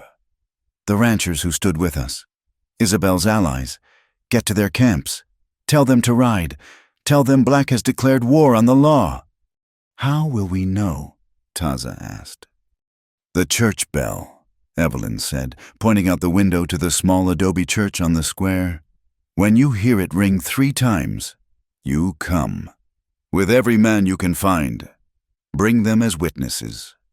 Taza nodded and was gone, slipping out a side window. "Now we wait," Isabel said, checking her rifle. "No," Kohana said. "I do not wait. I hunt." He looked at Evelyn. "Stay here. Bar the door." He slipped out the back entrance, into the alleyway. He did not get 10 feet. "I knew you would come," a voice slurred. Boone Rickard stepped out from behind a stack of barrels. His face was a mess, cut and bruised from the stone splinters. One eye was swollen shut. He was drunk, and he was furious. "Just you and me, Apache," Rickard sneered, pulling his massive Bowie knife. "No guns, just this." "I do not have time for you, Boone," Kohana said, his hand on his own knife. "You will make time." Rickard lunged, his attack clumsy with rage and whiskey. Kohana moved like a desert wind. He was wounded, exhausted, but he was a warrior. Rickard was a brawler. Kohana sidestepped the wild thrust, using Rickard's own momentum against him, slamming the man's wrist against the brick wall. The knife clattered to the ground. In a single, fluid motion, Kohana had his own knife at Rickard's throat. He did not kill. He held the blade steady, just breaking the skin. "Why?" Kohana demanded. "Why do this? It is not your land." "Money," Rickard spat, terror in his one good eye. He paid me to get the girl, to get the book. He promised me a share. He will betray you," Kohana said, his voice flat. "He is betraying you now. He will leave you to hang for this." Rickard's bravado crumbled. He knew it was true. "Testify," Kohana said. "Tell the judge what you just told me. Tell him who gave the orders. Do this, and I will let you live." Rickard, the brutal leader of the lead jacks, looked at the Apache who had bested him twice and had spared him twice. He nodded. A single, broken movement. At that exact moment, The church bell began to ring. 1, 2, 3. A sound like thunder echoed from the edge of town. It was the sound of hooves. Dozens of them. Taza had been successful. The ranchers were coming. Kohana heard footsteps. Silas Black and Marshall Pike, followed by 6 lead jacks, ran into the alley, their guns drawn, heading for the courthouse. They stopped, seeing Kohana and the captured Boone Rickard. "What is this?" Black demanded. "It is over. Silas," Kohana said. From the town square, a roar went up. The ranchers, led by Taza, flooded the square, surrounding the courthouse. They were armed, their faces grim. Silas Black looked at the tide of angry, armed citizens. He looked at Pike. He looked at his own men. His legal battle was lost. His ambush was broken. With a snarl, he turned. "This is not over," he hissed at Kohana. "This is not decided by a gavel. It will be decided by a gun. Back to Dry Creek. We hold the spring." He and his men retreated, disappearing into the chaos, leaving Marshall Pike alone, standing between the armed ranchers and Kohana. The race back to Dry Creek was a desperate, pounding pursuit of a foregone conclusion. Silas Black had a 12-hour lead, and he had used every minute. They rode under a sky the color of a fresh bruise, a sickly, greenish yellow. The air was dead, heavy, and hot. When they crested the ridge overlooking the town, they saw the barricades. Black's men, the lead jacks, had turned Dry Creek into a fortress. Barrels and wagons were overturned, blocking the main street. Armed men patrolled the roofs, but they were not guarding the town. They were guarding the well and the trail that led up to Coyote Spring. Marshall Pike was on the veranda of the saloon, a rifle in his hands, directing the men. He had made his choice. He had abandoned the law and thrown in with Black. He had declared martial law, just as he threatened. But this was not law. It was an illegal occupation. "He is holding the water," Isabel said, her voice tight with rage. "He has the whole town hostage." "He is waiting for the army," Kohana said, his hand resting on his wounded shoulder. "He will hold the spring until the regular troops arrive and feed them his story of an insurrection." As he spoke, the first fat drop of rain hit the dust at his feet. It was followed by another, and another, a low, distant rumble, not of thunder, but of the earth itself, vibrated through the hooves of their horses. "What is that?" Evelyn asked, her hand going to the turquoise bead at her neck. Kohana's head snapped up.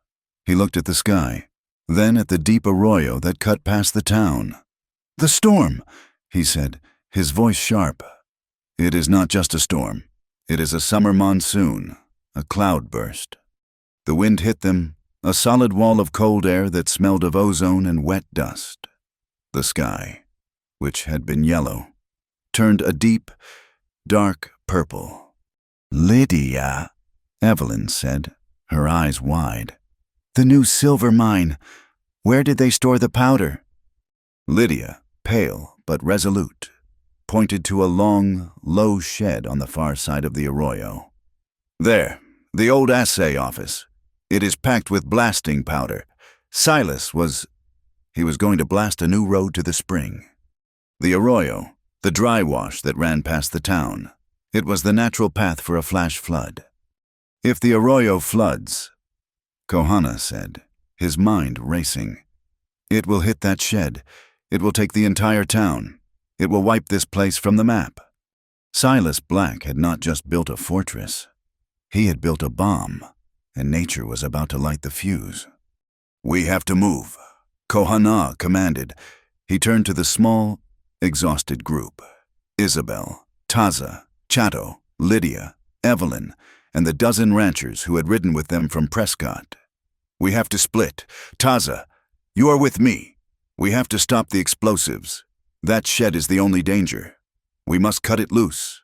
Divert the water. Anything." "I am coming," Boone Rickard said, stepping forward. He had ridden with them in silence, a prisoner without chains, since Prescott. His face was a mask of conflicting loyalties.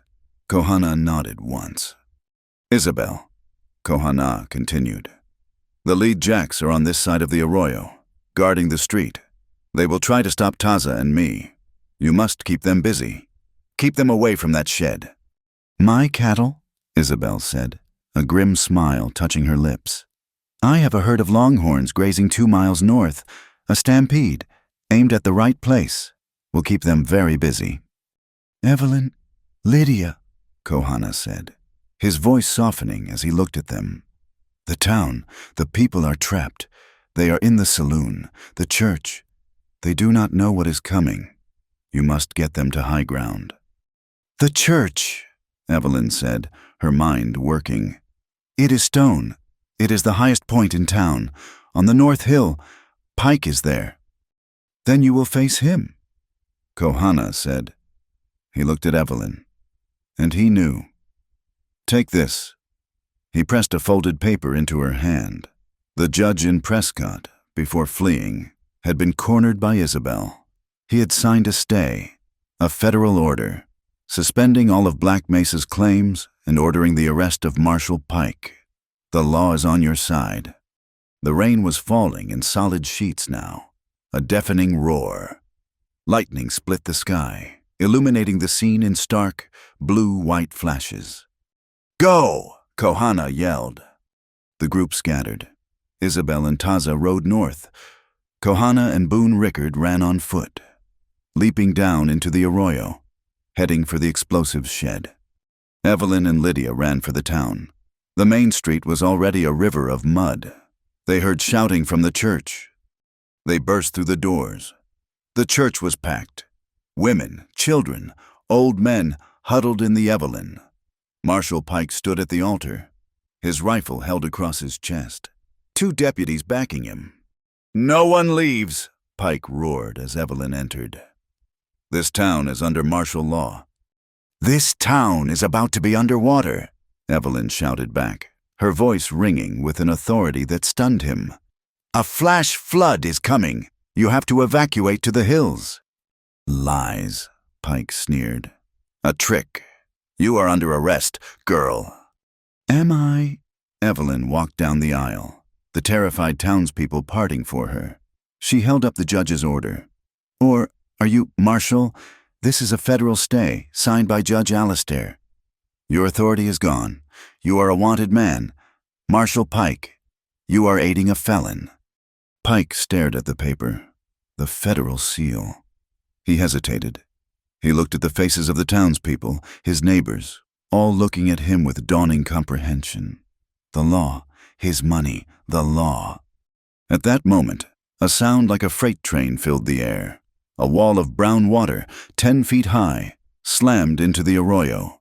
It roared past the church, missing it, but heading directly for the silver mine and the explosives.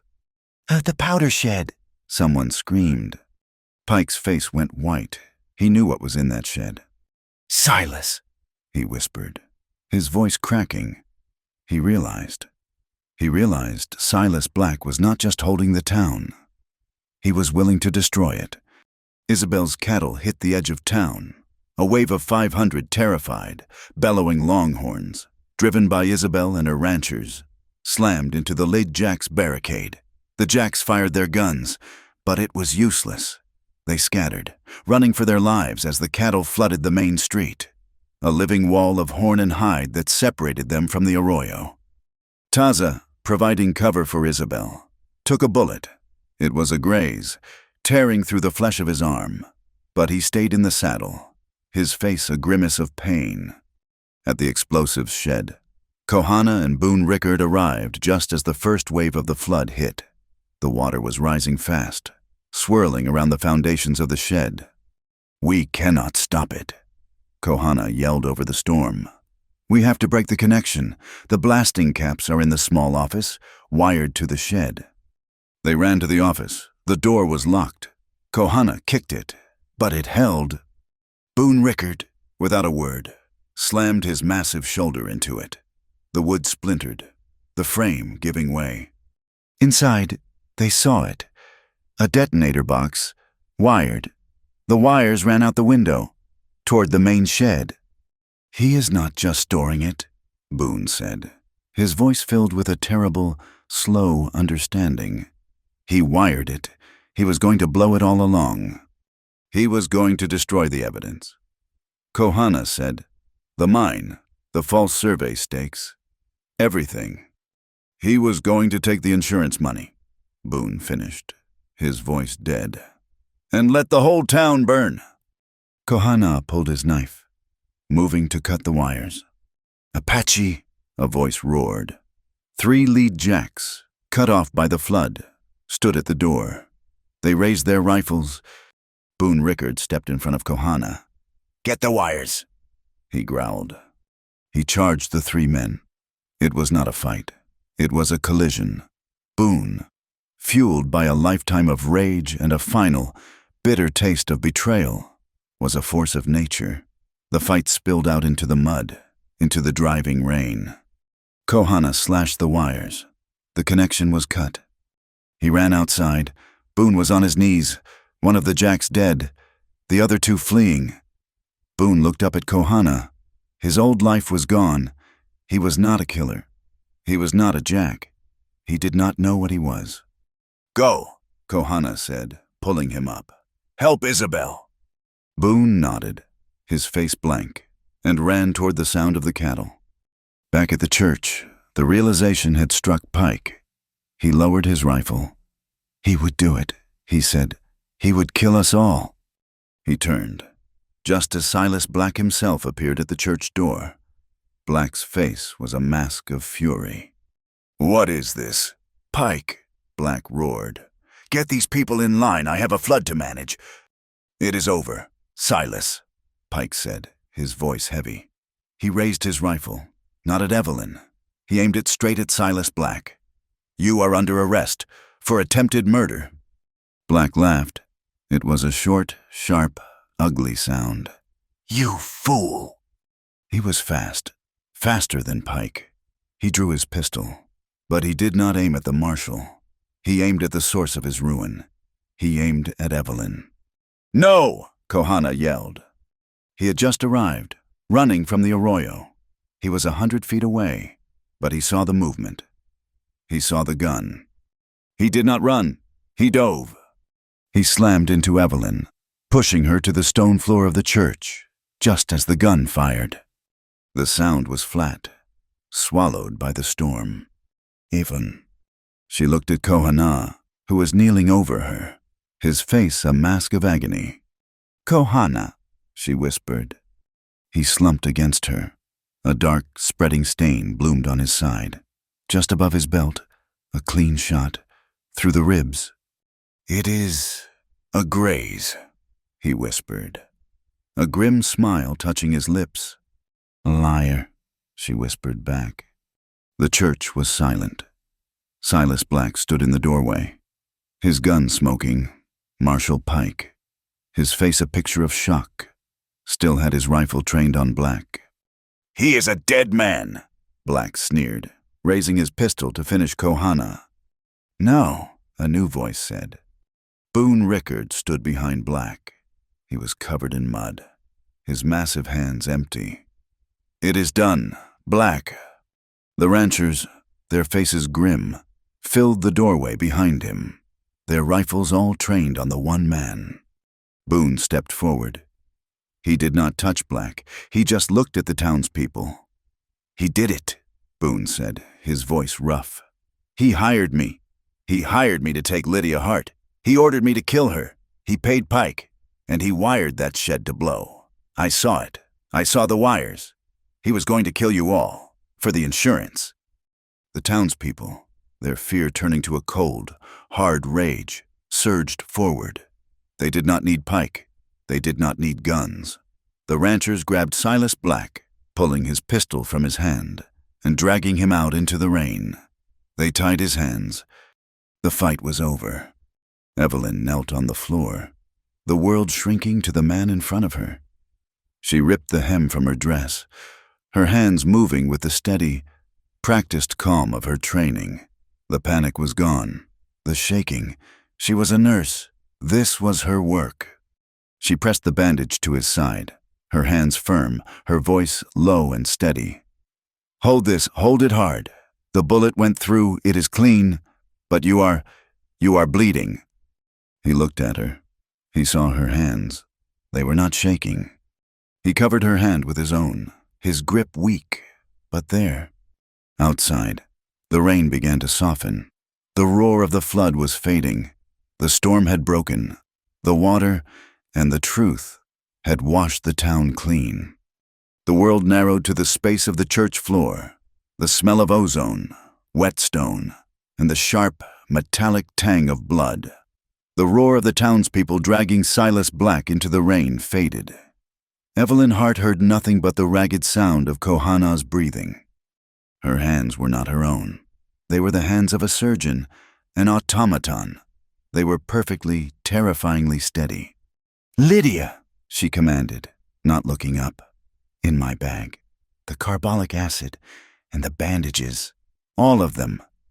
"Evie, he is, "No," Evelyn said. The voice was cold. It was the voice that had cut venom from Chatto's leg. She ripped his shirt open.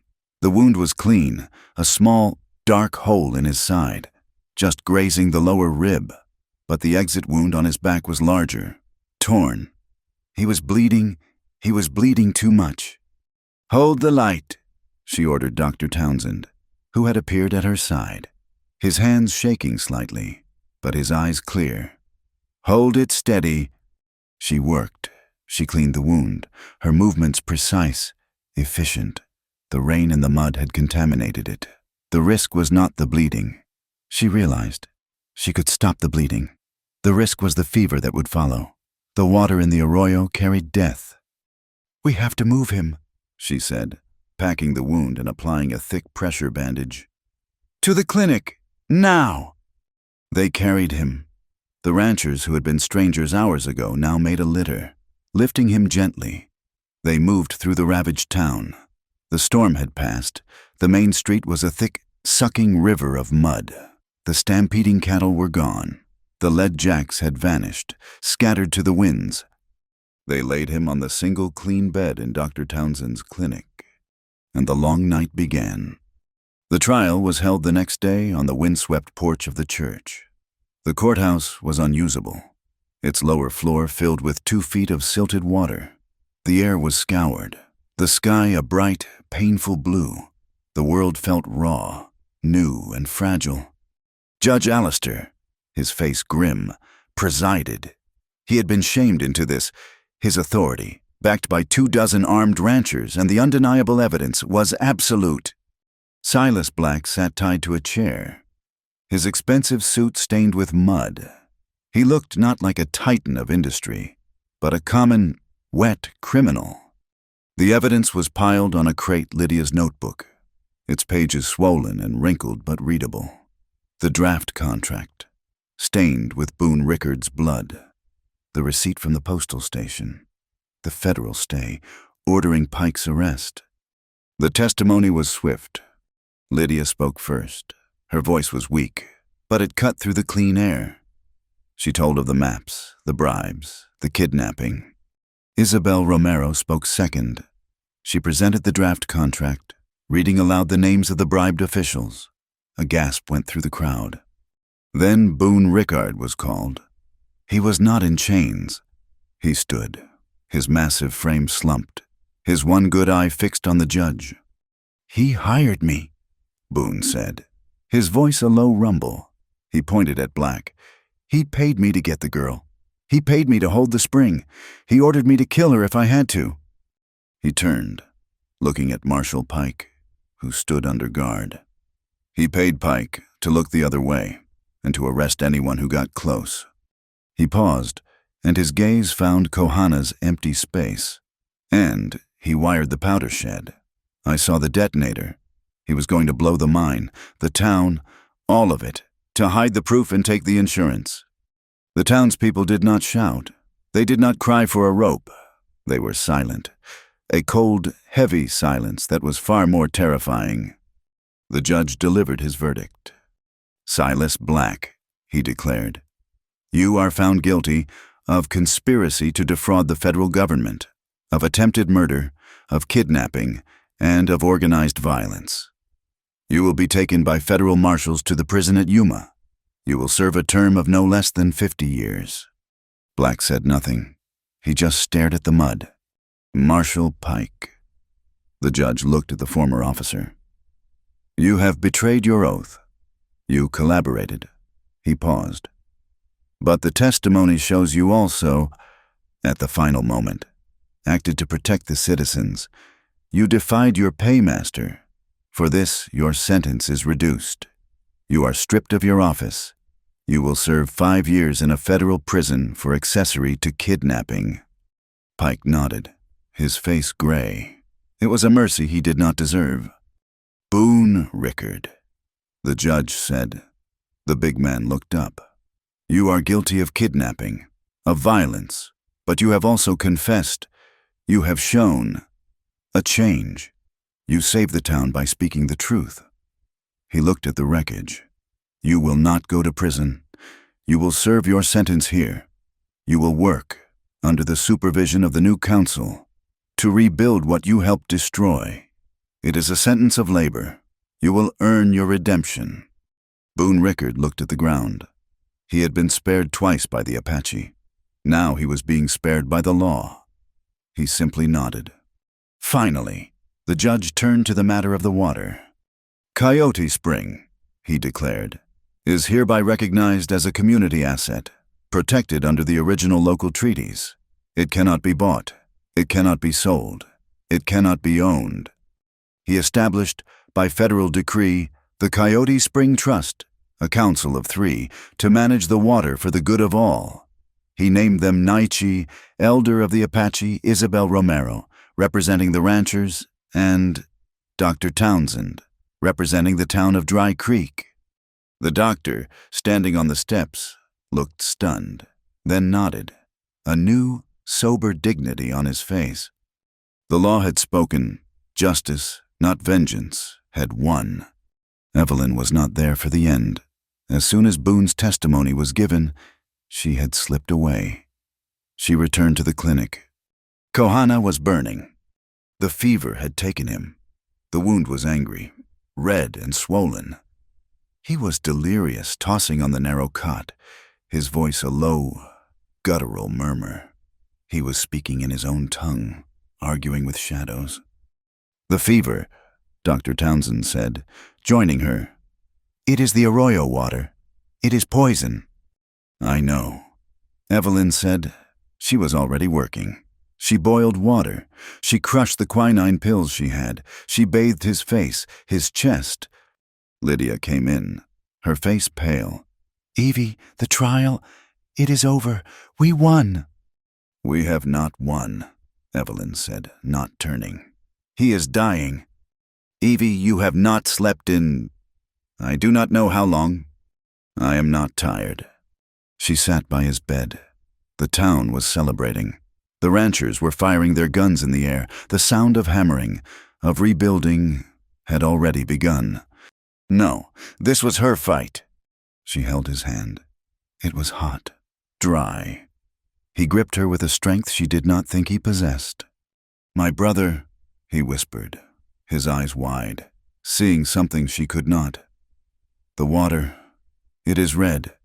Do not let them take it.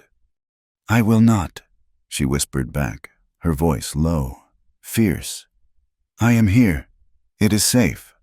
Kohana, the spring is safe. You saved it. Evelyn, he murmured. Her name. He was seeing her. You are cold. I am not cold, she said, tears welling in her eyes. You are burning. You must fight. Do you hear me? You must fight this. I am tired, he breathed. No, she said. She gripped his hand. You are not allowed to be tired. You promised me. No more lies. You will not leave me. I will not lose you. She sat with him. The sun set. The town grew quiet. Lydia brought her broth, which she did not drink. Dr. Townsend brought her laudanum to make her sleep. She refused it. She held his hand. She spoke to him, telling him stories of the East, of the green hills, of the sound of rain on a shingled roof. She told him about her parents. She told him about her fear. She confessed everything to him, in the dark, in the quiet of the clinic, while he fought the poison. She did not know when she fell asleep, her head resting on the cot, her hand still locked in his. She awoke to sunlight streaming through the window. Her neck was stiff. She sat up, her heart pounding. Kohana was looking at her. His eyes were clear. The fever was gone. His hand was cool. "Evelyn," he said. His voice was a dry rasp. "You are..." She choked. "You are back." "Water," he whispered. She scrambled to get him a cup, her hands finally shaking. She held it to his lips. He drank. The trial," he said. "It is over," she said, tears streaming down her face. "Black is going to Yuma. Pike is arrested. We won. Kohana. The spring is safe." "And Boone?" he asked. "Rickard?" "He testified?" She said, "He told the truth. The judge sentenced him to labor. He is rebuilding the town." Kohana closed his eyes. He was weak, but a faint smile touched his lips. "Good," he whispered. "Strength is not in the gun. It is in stopping the gun. When you can..." He was alive. Later that day, Evelyn stood on the porch of the church. The town was a mess of mud and splintered wood, but the people were working together. Lydia joined her, carrying the 2 black lace veils, the one from the fire and the one from the trail. They were tattered, stained. "I am so sorry, Evie," Lydia said, her voice quiet. "I hid, I ran, I let you carry my burden." "We were both hiding," Evelyn said. She took one of the veils. "I was hiding behind my books, my quiet. I was just as afraid as you." They looked at each other, 2 sisters, seeing each other clearly for the first time. They took the veils and, without a word, hung them on the porch. They left them there, 2 tattered flags of their past, for the wind to take. Isabel and Taza joined them. Taza's arm was in a sling, but he was smiling. "The council meets tomorrow," Isabel said. "Naichi and Chato are at the spring. They are holding a ceremony." "You changed this place, nurse," Isabel said, clapping Evelyn on the good shoulder. Evelyn looked at the townspeople, the ranchers, the few Apache who had come down from the camp, all working to clear the same street. "I learned something?" Evelyn said, her voice quiet. "Sure. I always thought Western freedom meant doing whatever you wanted, but it is not. It is about keeping your promise to the land and to each other." She turned and walked back to the clinic. She needed to check on her patient. She stood outside the clinic door, just for a moment, and listened. The clouds were gone. The air was pure, and from the high country, carried on the clean wind, she could hear a faint, deep rumble. It was the sound of Coyote Spring, swollen with rain, its voice strong and clear. The desert was breathing. The clinic was quiet for 3 days. Evelyn Hart did not leave. She slept in a chair, her hand resting near Kohana's. She watched him move from the shadow of the fever back into the clear light of life. His wound, kept clean and dressed with her meticulous care, began to heal. The deep lines of pain around his mouth softened. He watched her, his gaze steady, full of a quiet understanding that needed no words. Outside, the town of Dry Creek was being reborn from the mud. The storm had washed away the rot. The lead jacks had dissolved, their power broken with their paymaster. Silas Black was on a wagon, bound for Yuma, under the guard of federal marshals who had arrived with the judge. On the 4th day, Kohana stood, leaning on Evelyn for support. He walked to the window. The main street was clear. The first astonishing sight was a market. In the center of town, where the barricades had been, Isabel Romero had organized a trading day.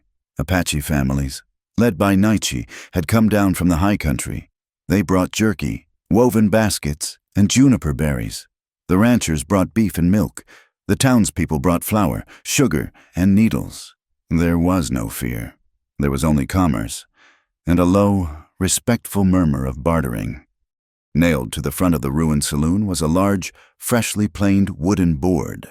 Written on it in clear black paint were the new laws, the Covenant of Coyote Spring.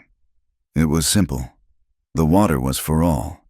It listed the grazing times for ranchers, the protected zones for the Apache, and the water allowance for the town well.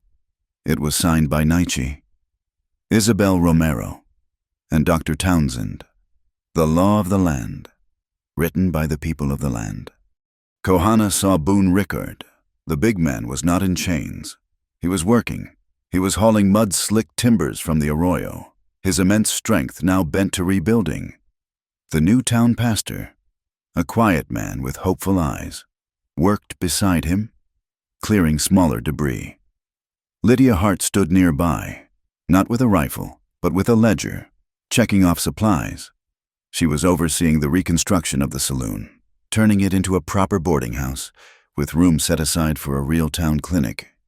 Boone, Evelyn learned, had been given a room in that boarding house, his first real home in years.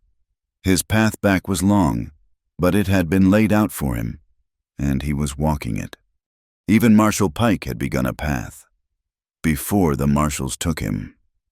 Evelyn had watched him sit in the telegraph office, painstakingly writing a long letter to his wife in Kansas.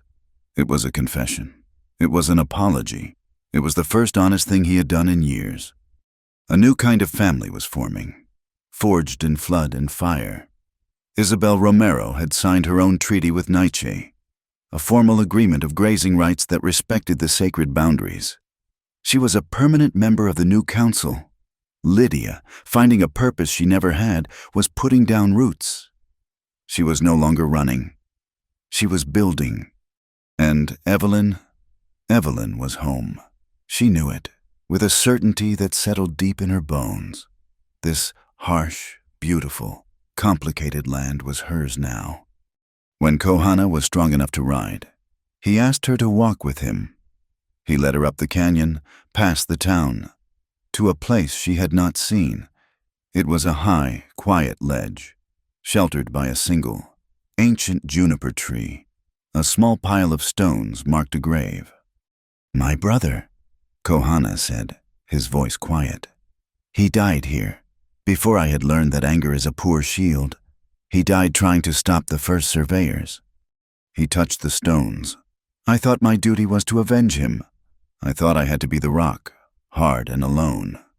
Evelyn was silent for a long moment. She reached into her pocket and pulled out the single blue turquoise bead, the water stone. She knelt and placed it gently on the center of the grave marker. "Thank you," she whispered, not to Kohana, but to the stones. "Thank you for guiding him, for leading him to me. He is not alone anymore." Kohana looked at her, his gaze traveling over her face. He saw the strength that had been there all along, the strength she had mistaken for simple, quiet logic. "No," he said, his voice rough. "He is not." He took her hand, and they walked back to the town, not as two people, but as one. The next week, Evelyn sat in the new town office, which was temporarily housed in the church. She was writing. First, she wrote to her aunt in the east. She told her of Lydia's safety. She told her of the flood, of the trial, and she told her she was not coming back. "I have found my work," she wrote, "and I have found my life. I am staying." Next, she took out the pages of Lydia's notebook. She made 3 careful, exact copies. She enclosed one with her letter home. She sent a second to the largest newspaper in Phoenix. She sent the third to the territorial governor. She was correcting the past, ensuring that the web of corruption Silas Black had woven would be unraveled, thread by thread.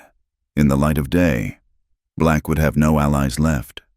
When she was finished, Kohana entered. He was there to sign the register for the Coyote Spring Trust. to make his role as its protector official in the town's records. The clerk, a new man sent by the judge, looked up. Name? Kohana, he said. Just Kohana, no family name, sir, the clerk asked, his pen hovering.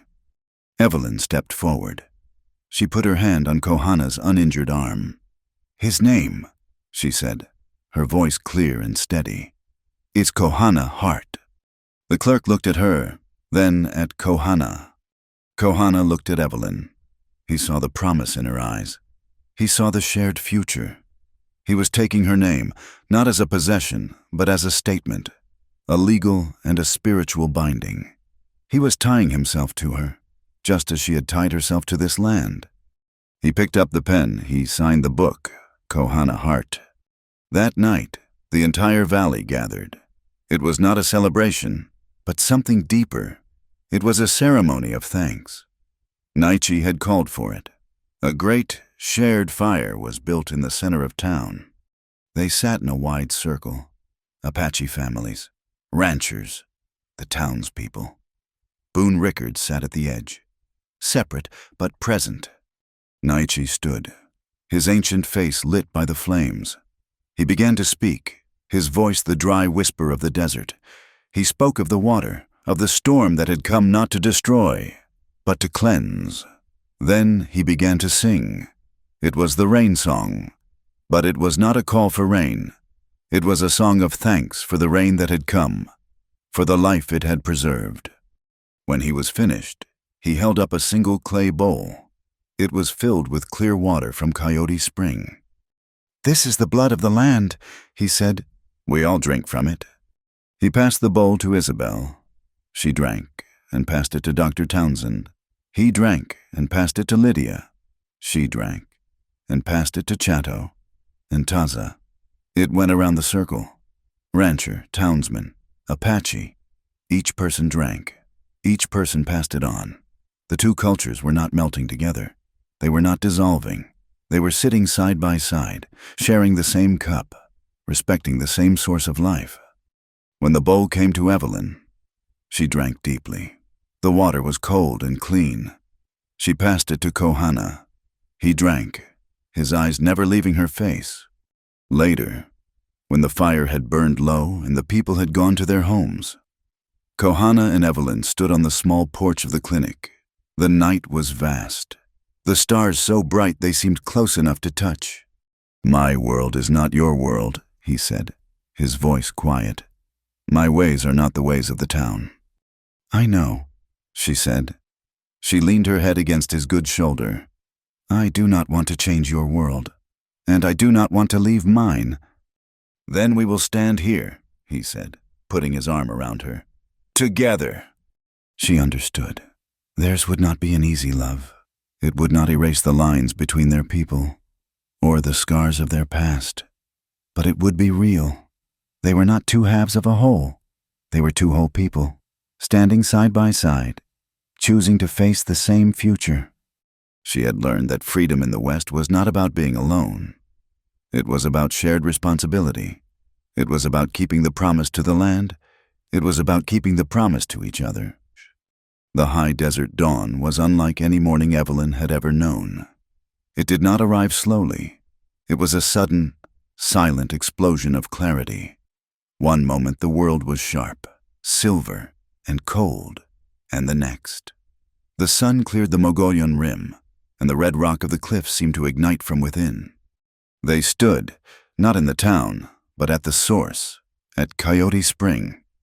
The water, swollen from the storm, was no longer just a pool. It was a gushing, living thing, sending a clear, strong creek down the valley. A thin mist rose from its surface, catching the new light and shattering it into 1,000 pieces. A herd of wild horses, coats shining, drank fearlessly from the bank. On the far side, Apache children, watched over by Naichi, splashed in the shallows, their laughter as bright and clean as the water itself. Dry Creek, a half-day's ride below, had a new pulse. The rhythm of its life was no longer tied to the saloon's piano or the marshal's heavy boot. It was tied to this To the steady, reliable heartbeat of the spring, the town had learned to breathe with the land. Evelyn Hart stood on the bank, her hands not in her pockets, but resting at her sides. She wore a simple canvas skirt and a linen shirt, her sleeves rolled up. Kohana Hart stood beside her.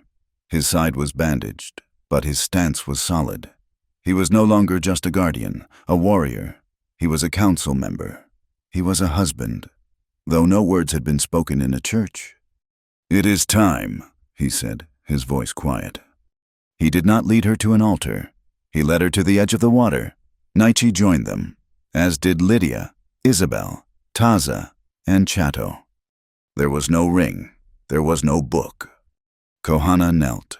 He did not ask her to kneel. He scooped up a handful of the rich, dark mud from the spring's bank. He stood and looked at her. "This is the land," he said. He gently, firmly, rubbed the mud in a line across her collarbone. "It is our foundation." Evelyn, in turn, knelt. She dipped her hand not in the mud, but in the clear, cold water. She stood and touched her wet hand to his uninjured shoulder. "This is the water," she said, her voice clear. "It is our life. It is our promise." He then took her hand. He did not put a ring on it. He simply held it, palm to palm. "I am Kohana," he said. "I am of the people. I am of this land." "I am Evelyn," she said. "I am a nurse. I am of this land." "It is done," Nietzsche said, his voice the dry whisper of the wind. They had exchanged their vows. It was a promise made not of gold, but of earth and water. It was a promise to the land and to each other. Back in town, the symbols of the past were being remade. In the afternoon, Evelyn and Lydia sat on the porch of the new boarding house and clinic. Between them lay the tattered, torn shreds of the two black lace veils. Nietzsche sat with them, a bundle of dried yucca fibers in his lap. "They hold sorrow," he said, touching the lace. "They hold fear. They should not be burned. They should be given a new voice." He showed them how to unbraid the threads, how to twist the black lace with the tough, pale green fibers of the yucca. They worked all afternoon, their hands moving together. The two sisters, one of logic, one of impulse, now united in this quiet, steady work. They wove the threads onto a frame of juniper wood. From it, they hung the tiny, tinny bells that Lydia had once sewn into the hems. They hung the finished piece from the eaves of the clinic's porch. It was no longer a veil. It was a wind chime. What had been a symbol of hiding, of deception, and of fear, was now an instrument. It was a thing made to catch the wind, to create a gentle, open sound. It would not hide the truth. It would announce the breeze, a quiet, peaceful signal for all to hear. The future of the town was being built, not just in wood, but in purpose. The old one-room schoolhouse, which had been closed, was reopened. On the first day, Taza and Chato, their wounds healing, walked 10 Apache children down from the high country. They sat on benches next to the children of the ranchers and the town's merchants. The new school teacher taught in English in the morning. In the afternoon, Nietzsche came and sat, and he taught in the Apache tongue. He told the stories of the land, of the coyote and the hawk. The children learned 2 languages, 2 histories. Isabel Romero's ranch thrived.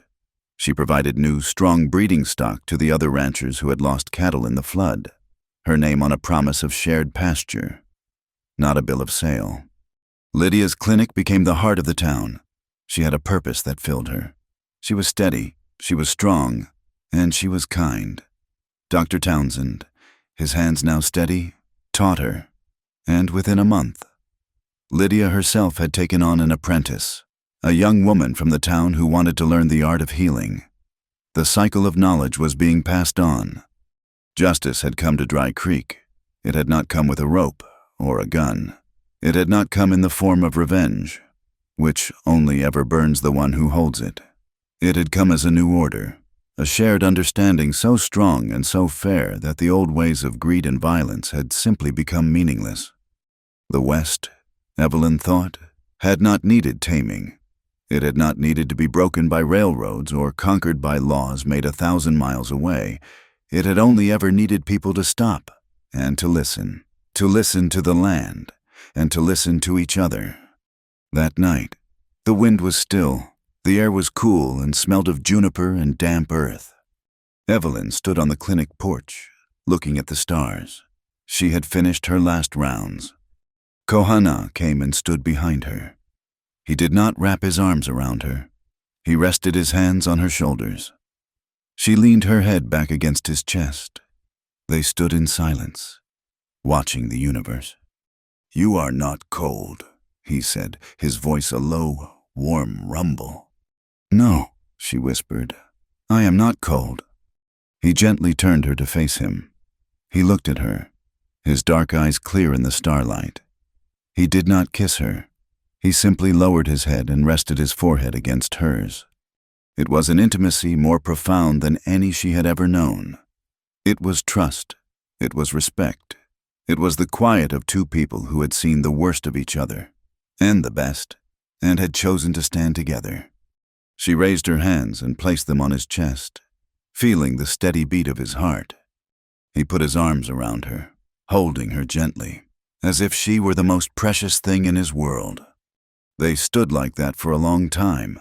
Then, together, they turned, they walked inside. The door of the clinic closed, soft as a sigh.